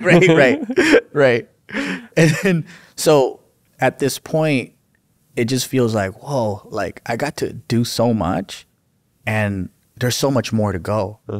Like now I get to experience family building, having kids. I get to do more, maybe give more, you know, create more, whatever. Definitely. Yeah. And it just, the world is like, there's so much out there. And I feel like it's still opening for me. For sure. Yeah. It's easier as a guy too, because we don't have a biological clock. That's true. Yeah. Yeah. I think we can have kids when we're 60. Yeah. The thing is, do you want to be in their lives and see grandkids and stuff, right? Because you can't pop out a kid at 60. If you're Tom Brady. Right. That guy's going to be playing with his grandkids when he's 90. Right. Still throwing 60-yard bombs. I know. All right. Well, mahalo everybody for the Instagram questions. Make sure you leave some for our next guest, and maybe a question will make it on the podcast. And make sure you be the aloha you wish to see in the world, just like our sponsor, Shakati. All right. So I'm curious to know, what part of Hawaiian local culture do you feel most connected to? Oh, man. You know what's funny is, I don't know. So like a lot of the Hawaii locals that haven't left Hawaii, I don't think they know how much it's integrated into Asian American culture, especially in the South Bay, California area. Not only that, with all the white skaters and surfers and how they brought a lot of that too. So it's interesting, man. Hawaii is such a small space, but the world, like the marketing is amazing. The world knows, even the underground stuff here in Hawaii, like even like the Hawaiian stuff, right? Like J-Boog, and they're like California dudes, right? Yeah. So I felt like if you're Asian growing up in a coastal town, that was one of the ways you can feel cool. Cause like you're into skating, and then you're into like, you dress like the local Hawaii kids here, and then the fashion is kind of similar, right? And I think it goes back and forth, because a lot of the local kids here, like they look like a cholo in LA sometimes. Yeah. But then now it's just, instead of a graphic tee about Latino stuff, it's just like Hawaii stuff. Volcom, Hurley, Yeah. Quicksilver. Yeah. Ruka. Yeah. So it kind of felt already like California, but people here are just chiller, even more chiller. And California is considered chill. Yeah. Maybe a lot of people just smoke weed here. Yeah. I don't know. Probably everywhere though. It's hard to say if people smoke more. Y'all weed are here. like slow talking Californians that really live the beach life. That is true. Yeah. There are some people I actually think live at the beach. Yeah. They're just always there all the time. Yeah. What are some of your favorite like Hawaiian or pidgin words that you've picked up? So funny story. I was at Ross, and I love like getting the deals, bro. Yeah. Yes. Yeah. Ross dressed for less. And there was this shirt that said Kanaka, Kanaka. right? Yeah. And then my friend, she was in there. She was like, "You can't buy that shirt." And I'm like, "Well, I always get Kanaka attacks." I was like, "This is perfect for me." I go to Yogurt Story, Gweebs, get a fucking big ass breakfast, prime rib loco moco, and I get the Kanaka attacks. He goes, "That's not what it means." He goes, "You're not a Kanaka." And I'm all like, "Man." But I like that word, Kanaka attack. I think it's hilarious. Yeah, I love it. I felt that a couple Food days coma. ago. Yeah. Food coma. Yeah, make a shirt about that, Kanaka attack. I'm not a Kanaka, but I Kanaka attack or something like that. Is the Kanaka's people of the land? Kanaka, it's the Hawaiian word for person, for people. Person, okay. But they say Kanaka Maoli, which is like a real person, which means like a person of Hawaiian descent, a person of the land. So Kanaka is this, when people say Kanaka, that person's Kanaka. It's usually short for Kanaka Maoli. Oh, okay. But Kanaka means person. So technically, if you wore a shirt that said Kanaka, it just says person. So it's if just how I much you want to wrote, interpret it. if I bought the shirt and I wrote Japanese on top and it said Japanese Kanaka, that means Japanese person? Yes. Yeah. Because you use like poe kepani, Kanaka kepani oya. Like that's a Japanese person. Kepani? Kepani is Japanese. Oh, that's cool. Yeah, Japanese kepani. Yeah. That's cool. Yeah. So it's really up to interpretation. But there are just some people who, gatekeep a little bit more than others. Yeah, I get it, man. It's Definitely.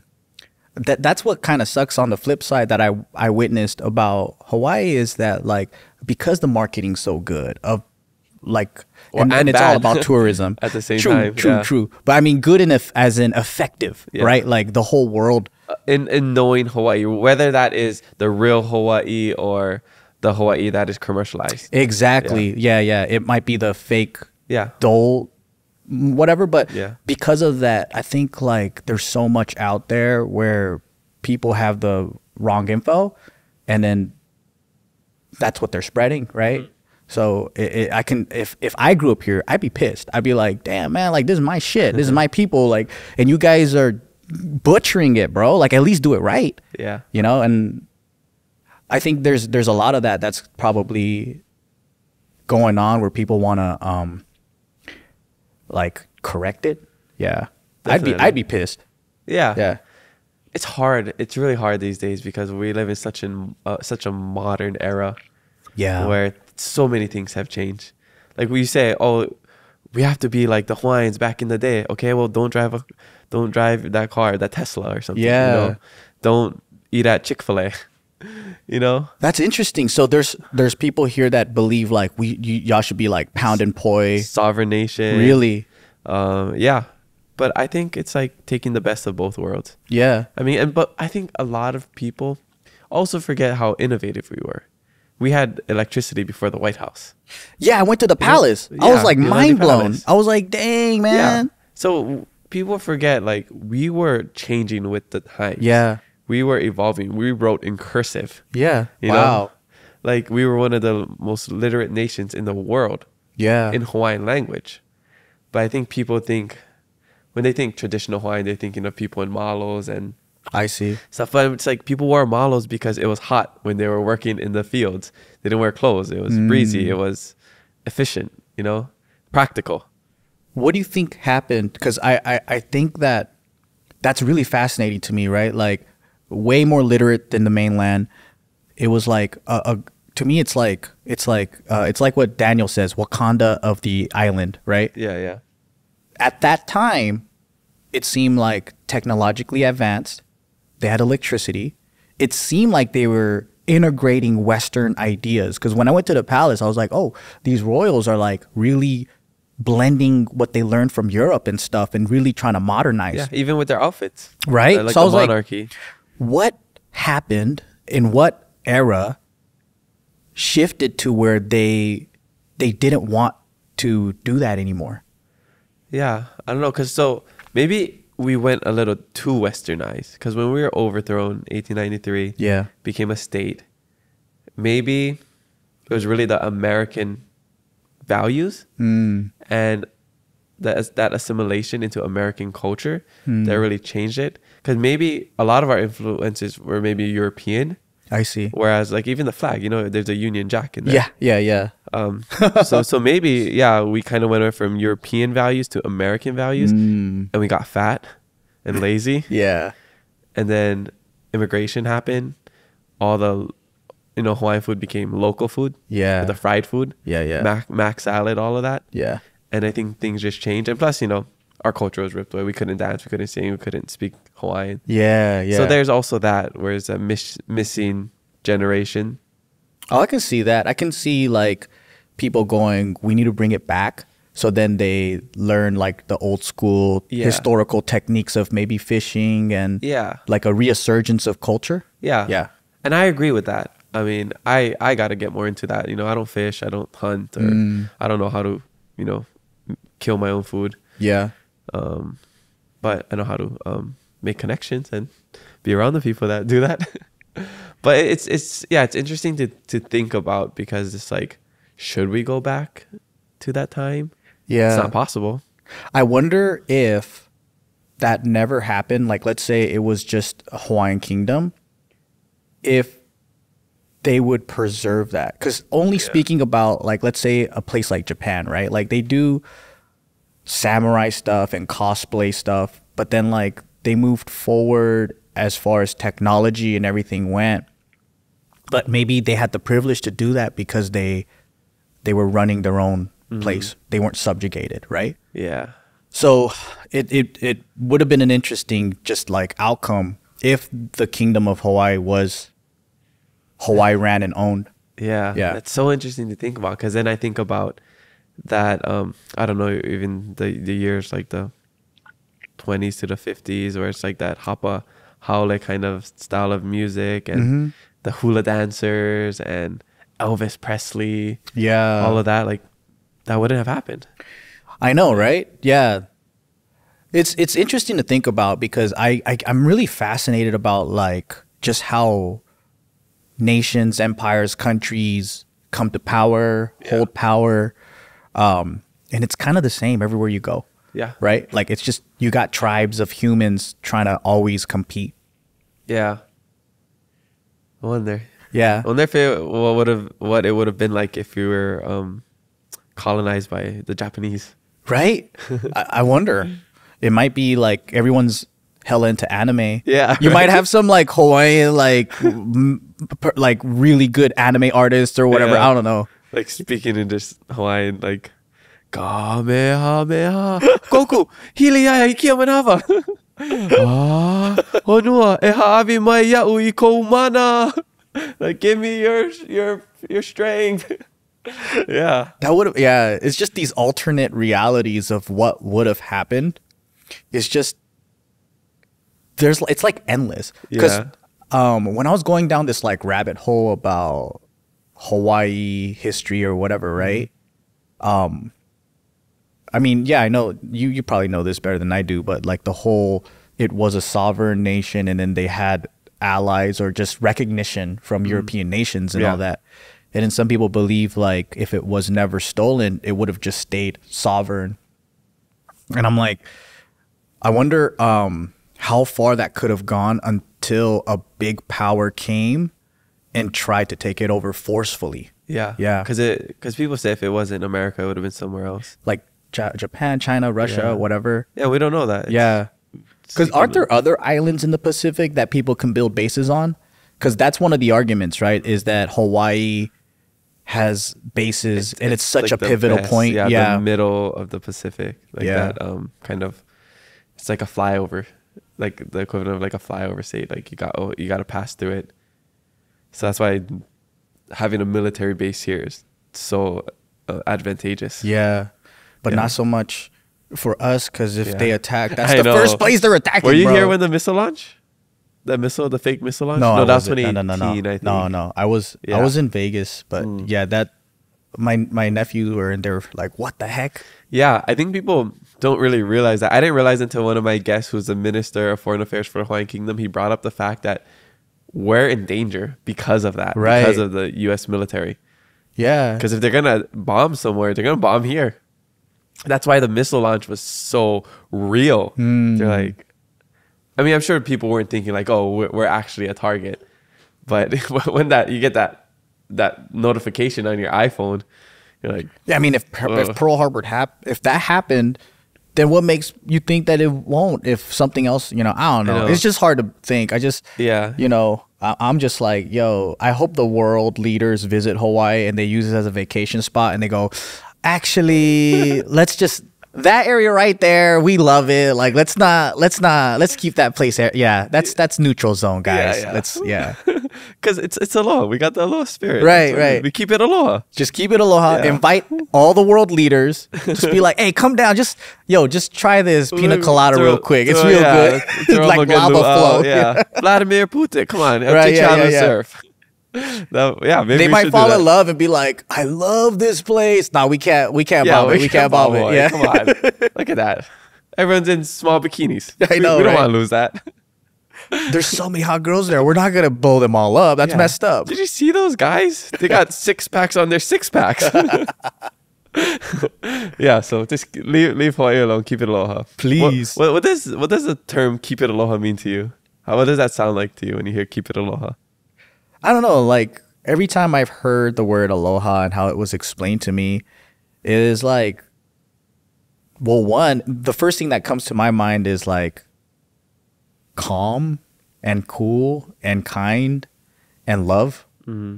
And as an outsider, you know, like, I don't really say it either, even though I've been encouraged to just start my email that way or communicate that way. Because I have an issue with, like, dude, I'm born and raised in LA. That's my home, right? And then I always thought it was funny when a poser came through and they really want to act like they're from here. And I think it also has a little bit to do with the whole gang mentality of, like, I'm so far removed from that world, but it's like, dude, you're hood hopping. You're, like, posing. Like, you should catch your whipping for pretending that you're from here. And then so I know it's stupid, but it's just something, you know, where I'm like, yeah, man, I'm never going to pretend that I'm from Hawaii. Like, that's weird. Like, and I agree. Yeah. I agree with you. But there's people like that. And I've ran into them. And I'm like, shut up, bro. Like, you are here. You're like that episode on South Park where you're like, you got a Mahalo rewards card. You got to. I've been living here for 10 years every 6 months. Exactly. So I tell people I'm official Hawaii, like, native, because I got the Makai card from Foodland, bro. Like, that's my official card. Just to show some local in Nanakuli's yelling at you like, whoa, hey, wait, brother. My Kai rewards card. Yeah. Oh, okay. Yeah, they're like, oh, cool. He's one of us. He's one of us. Let's get a Pokeball, bro. Yeah. No, I see that all the time. I think it's usually people who don't really have a culture that they gravitate towards. Here, they come here to find themselves, and they're like, this is where I'm supposed to be. And this is who I am. Yeah. You know? And it's I need to find myself. It happens. I mean, I get it. If I was like that when I was in Madagascar, I was like, I'm speaking the language, I'm living like them. I'm like, I feel like I'm Malagasy. What do they speak? Malagasy. You could speak that? Yeah, it's actually in the same Austronesian family as Hawaiian. Oh, so it was easy to... For me, yeah, I think it's not too hard. Like, Kamaka no Naraku, Aviani Hawaiiza.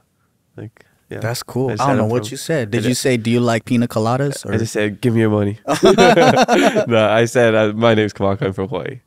Yeah. That's funny, man. No, but yeah, I see that a lot. And it's, to me, I go back and forth. I'm cool with it if your intentions are pure. I mean, the most I do is throw up the shaka. I think everybody should throw up the shaka. Everybody should throw up the shaka. And then when you know, someone does a nice driving thing, they're polite, I throw up the shaka. That's exactly. You know what I mean? See, you already know. You get it. Yeah, but other than that, I just feel hella weird, like ending my email with mahalo. You know what I mean? Like, you don't have to. I say whatever feels comfortable to you. And it depends who I'm talking to. Well, I had transplants telling me to do it. And I'm like, no. And you shouldn't be telling me to do it. Shut up. Yeah. I don't know. And then, but there are people though that like it just really hits for them, right? Like, I got a buddy from California that ended up like being here so long that he speaks pidgin. And I'm like, man, shut up. That's not how you speak. But you do it so good that you blend in and no one can tell. Yeah. It's like, yeah.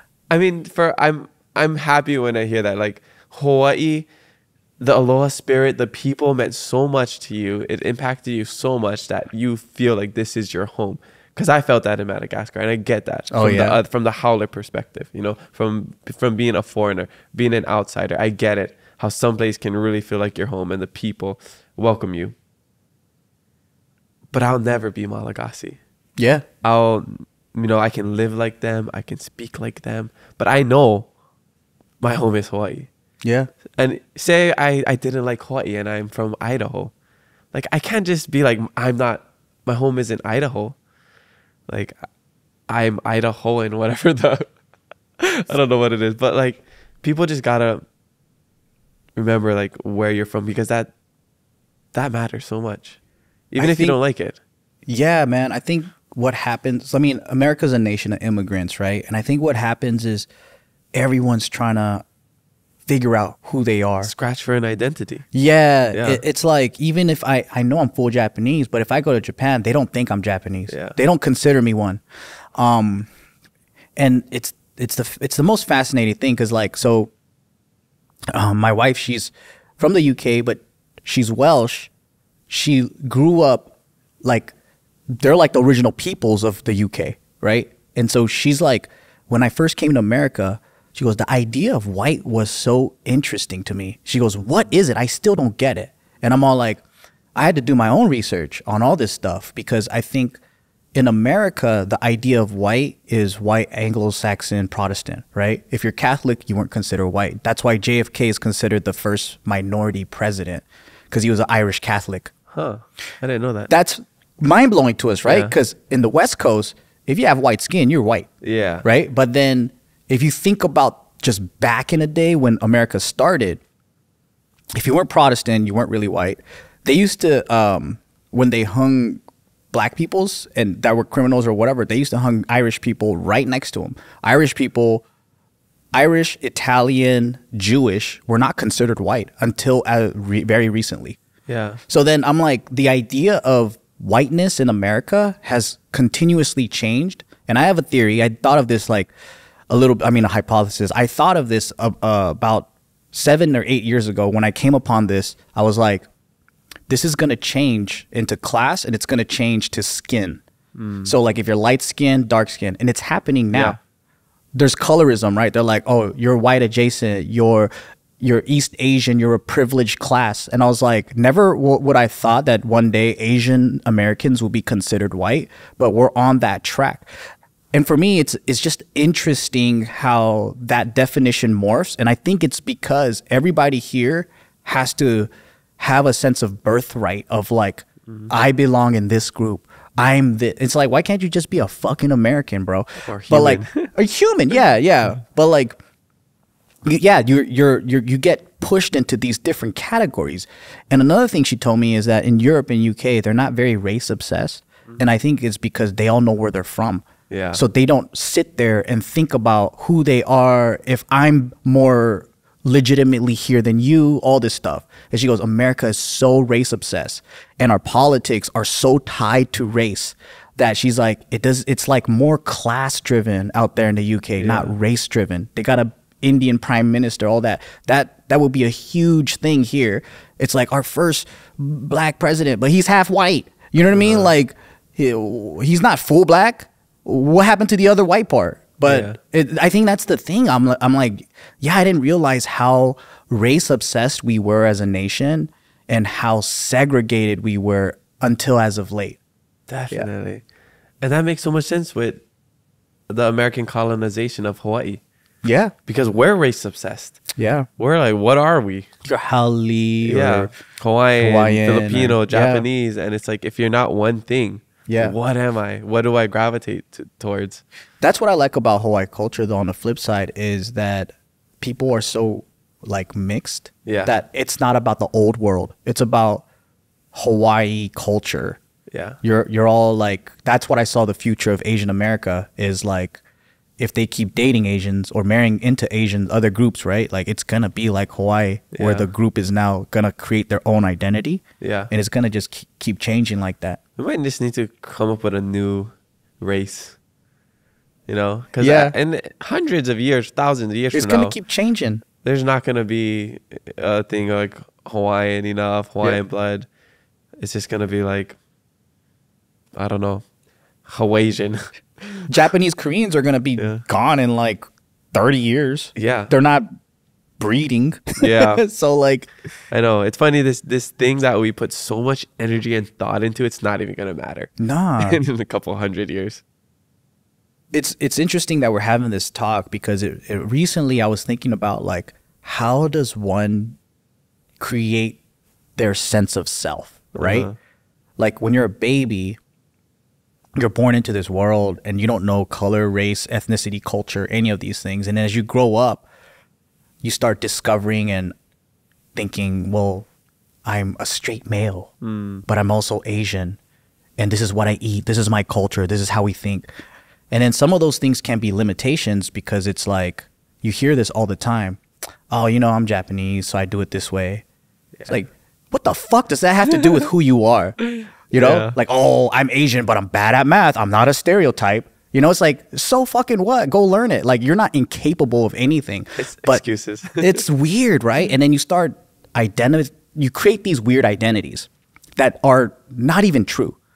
And then like people put meaning into food or like dress or whatever. And I was like, you know what? Like that probably separates us from each other instead of just like saying you're a human, I'm a human. We all want the same things, love, family, rest, whatever. And it's like, how do you connect on that level? Because the tribe shit is fucking us up. Yeah. Like different groups, different whatever. Yeah. Maybe we just all became egotistical. Yeah. We want to be better than the next. Could be just human nature, right? Yeah. Yeah. Like we're just meant to constantly fight. Yeah. Yeah. What I'm hoping though is that instead of it being so destructive, we can like deal with it through breakdancing or something. Hey, I don't like how you're dressed. Yeah. So we got Putin and Biden just doing head to head. windmills. Yeah. Head spins. Yeah. Let the best man win, you know? Yeah. And then it's like, all right, cool. Yeah. See, after you say all of that, I do believe that, you know, people can learn from living in Hawaii and the Aloha spirit and like how much love we have for people that don't look like us, even though you hear all the time how much we hate holidays and tourists and whatever. That's a generalization. It's a small percentage. Some of our most prominent people are people without Hawaiian blood who are Haole. My mom's Haole looking. My dad's Portuguese. He's not even Hawaiian and he speaks Hawaiian. My friend, her mom grew up on Big Island. She's a white lady. And then her dad's Filipino, grew up in California. So, and so when they come to Hawaii, they don't treat her like the local. They treat the Filipino dad as a local. It's so funny. But I mean, it is what it is. Like it's you can't expect people to all of a sudden like know, right? They don't know. Yeah. It's so interesting. Yeah. Yeah. But I don't know, man. I think there's a lot of like every tourist town, everywhere all over the world, they don't like tourists. Yeah. Because they're just on vacation. They're not thinking, you know, they're an unruly bunch and they're annoying and they're high anxiety, high stress, all that shit. That is true. Yeah. But that Haole mindset, we don't like it either in California. Yeah. Well, I don't really know what it is exactly. I kind of get an idea, but then like, it's like the word Karen. Karen's always existed, right? But then we didn't know how to put a label on it. Yeah. When that entitled old lady's acting up or she's trying to like police the world, it's like, man, that shit happens all the time. And then now we have a word for it. And we're like, oh, that's what it is. Yeah. Yeah. This, like you said, you hit the nail on the head. It's a mindset. You know what I think it is? I think it's a class difference. So like, I was talking about this with my buddy because his girlfriend's white and he's a local kid, right? And his girlfriend's from California. And he goes, I didn't really know too much because like my interactions were always servicing white people. So I'm like, that's a completely different script. You're a customer service person. They're yelling at you. That's probably not how they would treat you if you were the neighbor. You know what I mean? So like if you went to school with them, if you were in the community, and I think this like working for as customer service, because that's most of the industry, and then you're dealing with bridezilla, you're dealing with like people that are coming here to spend and just party, whatever, right? I think you have a different introduction to that interaction than if y'all live together as equals. Mm-hmm. Equals as in like, yeah, you went to the same schools and all that stuff. Yeah. And I'm like, that's where cultural battles start happening, when it's like one is servicing the other. Yeah. Yeah, because it creates that class. And you don't get to know the human. Yeah. Because like when you walk up to a register, like someone at the register at Target, right? Like you have a script. We all have a script. It's like, hi, how you doing? No one goes, oh, my day was shit, bro. Some people do, but it's just a quick little interaction that you're supposed to do, make a transaction, and you peace out. Yeah. Or like if something's wrong, hey, let me talk to your manager, whatever, and then you peace out, right? Mm-hmm. But if you keep doing that, then you're not like talking to a human being. So then it's easy to be hostile to each other, I think. When you say stuff like that, it really makes me think we live in a simulation. We're all Sims. We all just have this script. Yeah. What to do next. Yeah. Yeah. Huh. Interesting. A lot to take away from this this episode. Yeah, but we are coming to the back end of the podcast. And like I just want to know a little bit more personal views from you. Like what would you say is your biggest accomplishment? Biggest accomplishment? Oh man. I think similar to you, when you talk about like people that you've affected through your podcast, it had this like unintended residual effect, right? So just with me challenging myself and going through all the struggles that I was and finding my own identity and questioning like how the world works and stuff, and then putting that in an entertainment form, the people that I'm meeting now in adulthood, like some of these people have watched for like 15 years straight, bro. Yeah. And when I see them face to face, they're all grown up with children and all that. And then they're like, yeah, I was going to kill myself. And I saw your video and it was so funny. And it was so hilarious that I forgot what I was sad about. And I was like, that's dark. And then I would be doing all these meet and greets, and it became this weird thing where like people kept saying like, yeah, I didn't have any friends. I had 0 friends. And then the podcast you guys had, it made me feel like I had friends. I learned social skills through you guys having conversations. And I was like, whoa. So like, I just wanted to make people laugh. I didn't know that people were watching this and like, it had so much more meaning. Mm-hmm. And I think like that stuff is way better than making a meal. Like understanding that someone was like about to kill themselves and they saw me talk about some stupid shit that I didn't even intend for this to be this way, and they were laughing so hard that it snapped them out of it. And I'm like, that's cool. Yeah. Or you just said there's that one thing that they just needed to hear, whether that's inspirational or like something funny about your own culture or identity. Yeah. Like, or even like the Pearl Harbor joke. Like this, maybe somebody just always makes that joke and nobody laughs, or everybody thinks that's super offensive. But then he sees you guys saying it, like, that is funny. That's what I've been saying. Like, look how funny it is. People laugh at this stuff. And then that just hits them differently. Yeah. Like, you never know, right, how it's affecting others. That's true. Because on the flip side, you never know if they're going to be hurt by it, angry by it. You just got to put yourself out there, man. And nobody's going to agree with 100% of what you do. Yeah.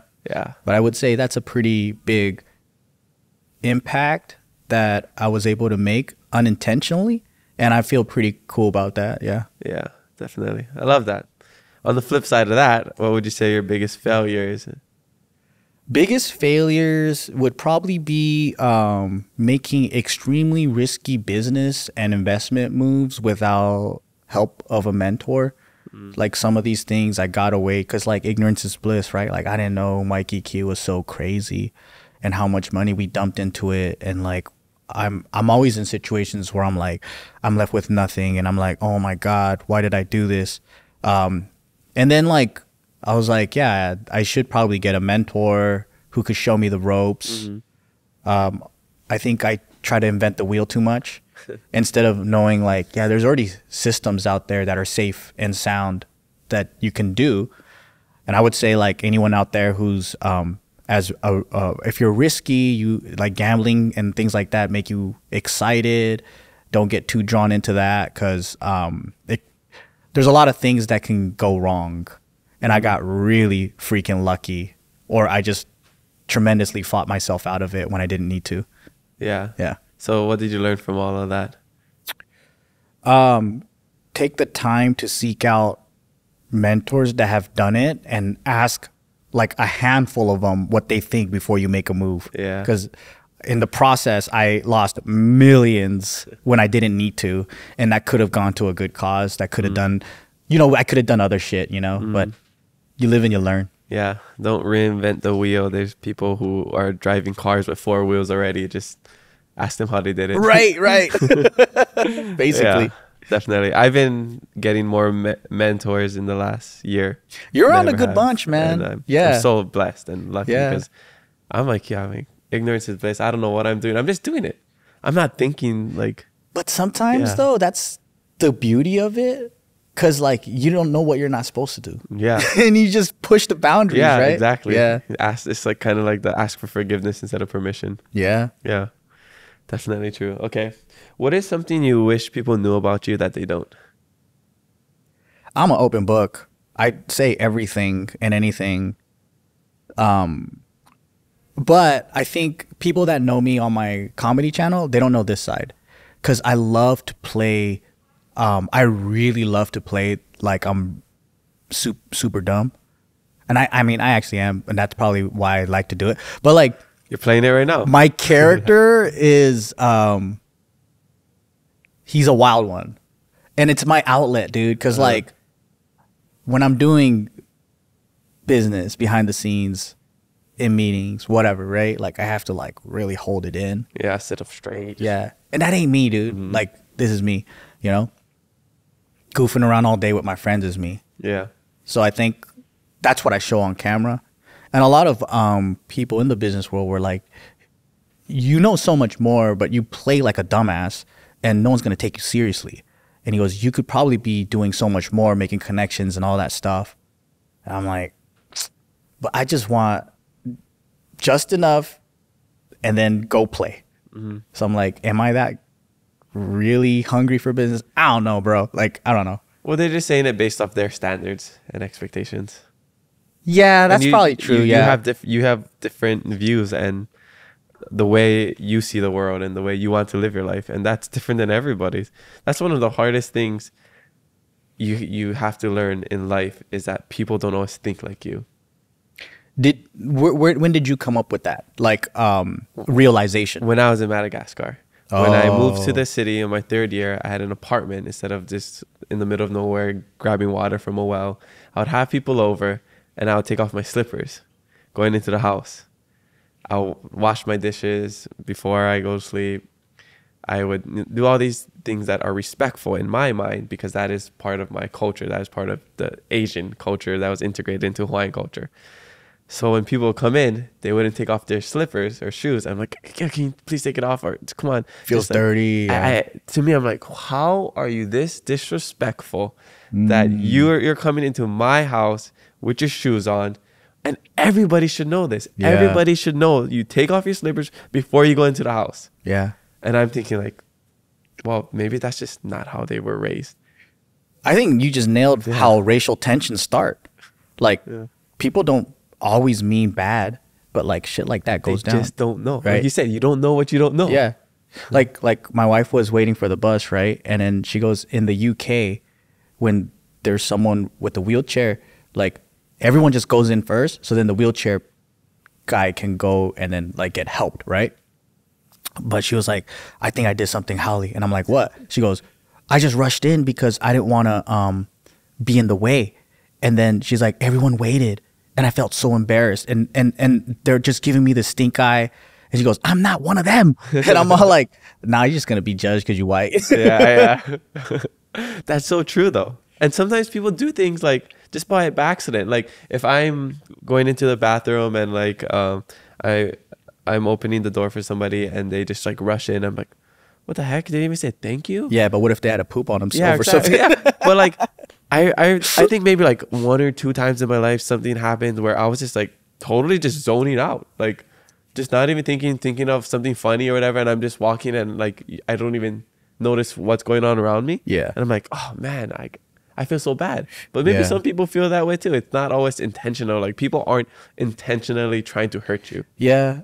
I think like empathy is a big one. For sure. We'll start to understand more culture and thinking outside the box. I think like if people had the privilege to travel, that would help a lot, and not just stay in a resort, but Yeah. like really get to know humans. Definitely. You know? And I think this generation's more conscious of that, more so than, you know, our parents and on. Yeah. Yeah. Because of the opportunities that are out there. Yeah. People are seeking that. People are traveling because you can just vlog about it and get paid, Yeah. you know? Hell yeah. Yeah. It's cool. It's a cool world we live in, for sure. Yeah. Okay. What do you hope to accomplish here in Hawaii? Yeah. I think for one, you know, I'm having a really fun time. Like my way of expression and way of contributing, I think my skill sets are in business and entertainment. So by sharing stories of Hawaii on JK News, that's kind of like making it more mainstream from a non-tourist marketing perspective, Yeah. right? But the business side is I try to hire as many local as possible. That was one of my missions.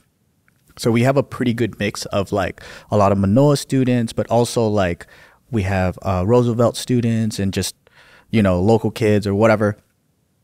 And the next phase will be, thanks to you, giving back to the community, working in partnership with different NGOs and stuff like that, that are making an impact on the island. And yeah, even with my wife too, just like she works alongside Dress for Success. Have you heard of those guys? So there's like Maybe. women that Oh, yeah, I are did. Yes, I have. in bad situations, and then they help them get clothes and everything ready for their job interviews and stuff like that. And so like for me, there's different layers to it, right? Like I'm a big believer of using business as a driving force to get the funding, and then using that to work in partnerships to like give back to the community. I know other people believe that business is evil and you just got to do nonprofit, but I feel like all these systems are in place, and you should use it to your advantage to make it so that if you have a better idea than the other person, you can contribute in the way you want to. Yeah. Yeah, definitely. And that's something you started to do without even realizing, is having these different motivations for doing something bigger. Like you wanted to go to college because you wanted to buy a bag of weed. You use the system, Yeah. the financial aid, to get you to that point. Makes And me look then- like such a jackass. But it's true. It's Yeah. a cool story in my opinion. But it's you seeing an opportunity Yeah. and capitalizing on it. Yeah. That's what it is. I think that's the thing is I feel like something inside of me goes, I wish that more people knew how to fight effectively. Cause like I'll see people that are struggling and they're angry and they're fighting in the comments or whatever, but I'm like, their methods of how to deal with that, it's ineffective. Like you can't play bongo drums down Kalakaua and all of a sudden change the world. like you got to do it in an effective way Yeah. that can win. And I think for me, I just want to win when I have ideas. It's like, all right, this is the mission. Let's clean up the beach. How do we win and sustain it? Or like, this is the mission. All right, we're going to start businesses here. How do we do it, but in a way that's not taking, but like creating an economy? Yeah. You know? So I think everything can be done. It just takes people to have that like spark, and then saying like, yeah, we got to win in the way that we want to. Yeah. For sure. Love it. Thank you for sharing that. So before we end the podcast, I got to know, what is your life hack? I know you told me to think of. I'm like, I don't even know. All right. So every morning I chug a lot of water. And I think I was reading some stuff about how people, you know, you go 8 hours without drinking water. So you could wake up sad or frustrated or stressed. And it's usually just a physiological thing where like you're thirsty. So chug that water, replenish your thirst. It could do a lot of wonders to you. Do you feel the difference if you wake up and you don't chug water? Oh yeah. I can. Cause like when you're dehydrated, dude, it does stuff to you, right? Yeah. Like people don't put enough weight on how simple things can be like resolved with health. Yeah. Sleep, for example. Exactly, dude. It's the greatest medicine. It's like, duh. Yeah. But yeah, that's so funny. Chug a nice good glass of water in the morning every day. Yeah. It'll do wonders to your brain. Awesome. Cool. What is your future goals for yourself and like for Just Kidding? For Just Kidding, I love where it's at right now. It's like the older we get, you know, the less time we have with our friends unless you're working with them. So it's just a cool little boys club that we get to spend time away from, you know, our actual families. Yeah. And then things that you take for granted in high school where you can just chill with your boys for days on days, right? And have no responsibilities. So like the older you get, I mean, I'm sure you know, like if they're not linked to you in a work capacity or if they're not close to you, like all of us are spread, you know. My business partner's out in Nevada. Yeah. Some of them are in different parts of LA. And I'm in Hawaii. But it gives us a chance to get together and just have a blast for 2 days and just talk. And I like where it's at. You know, we have a really loyal fan base. 16 years strong. People been talking with us, like growing with us. Yeah.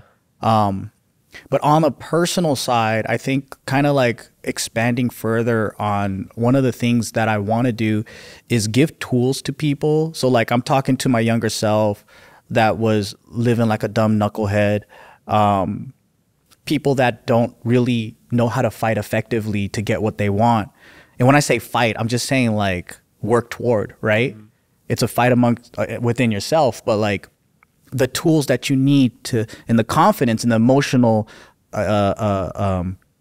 emotional endurance that you need in order to accomplish all the things like what you're doing with making the Hawaii verse and the Amazon of Hawaii and your love for the local entrepreneurs coming together. And for me, I'm like, yeah, my belief is that people can realize a lot of who they are through achieving and accomplishing things that they want to do. Because we all have that lingering thought. And it doesn't even have to be like, I want to be a painter or a hobby. Like it could just be like, yo, man, there's not enough people that speaks Hawaiian. Yeah. So like, let me go out there and be a teacher or whatever it is, right? And pushing people toward being in their element. And I think the world would be a better place if we had less people who were stressed and frustrated because they weren't aligned with who they are. Yeah. For sure. I agree. Definitely. That's why doing what you love is the best thing. The money will come. Don't worry about it. The money will come. Yeah. All right. These are my last fast Fave 5 questions. Okay? All right. Quick ones. Quick rapid fire answers. Right. Favorite childhood snack? Sour Patch Kids. Oof. You ever tried one with like the No, Fruit Roll-Ups. I just had to throw that out there because it was the one I just said. Those are good. You ever have a lihimui or like some knobs? Yeah. You got the lemon peel. Those are good. That's really good, man. Yeah, it's the next level. Favorite podcast aside from ours? Aside from Keeping It Aloha? Yeah. I don't want you to feel obligated to say this. It's like it's a trick question. So that's why I have to put that out there. Shoot, I don't have one right now, man. Yeah, I listen to so many different things. It's not a podcast, but I watch these history nerds talk about like ancient cultures. And it's like not on YouTube?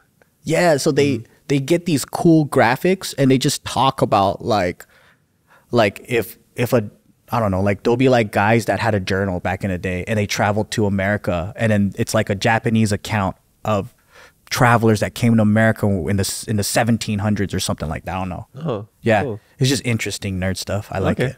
Yeah, nerd out. Okay, favorite local food spot. Oh man, I like Helena's for those delicious pipicala, Yeah. short ribs. I like for breakfast Guibes. Yeah, Guib Cafe. Yeah, or Yogurt Story. They're on Hawaii vs. Guib, I think.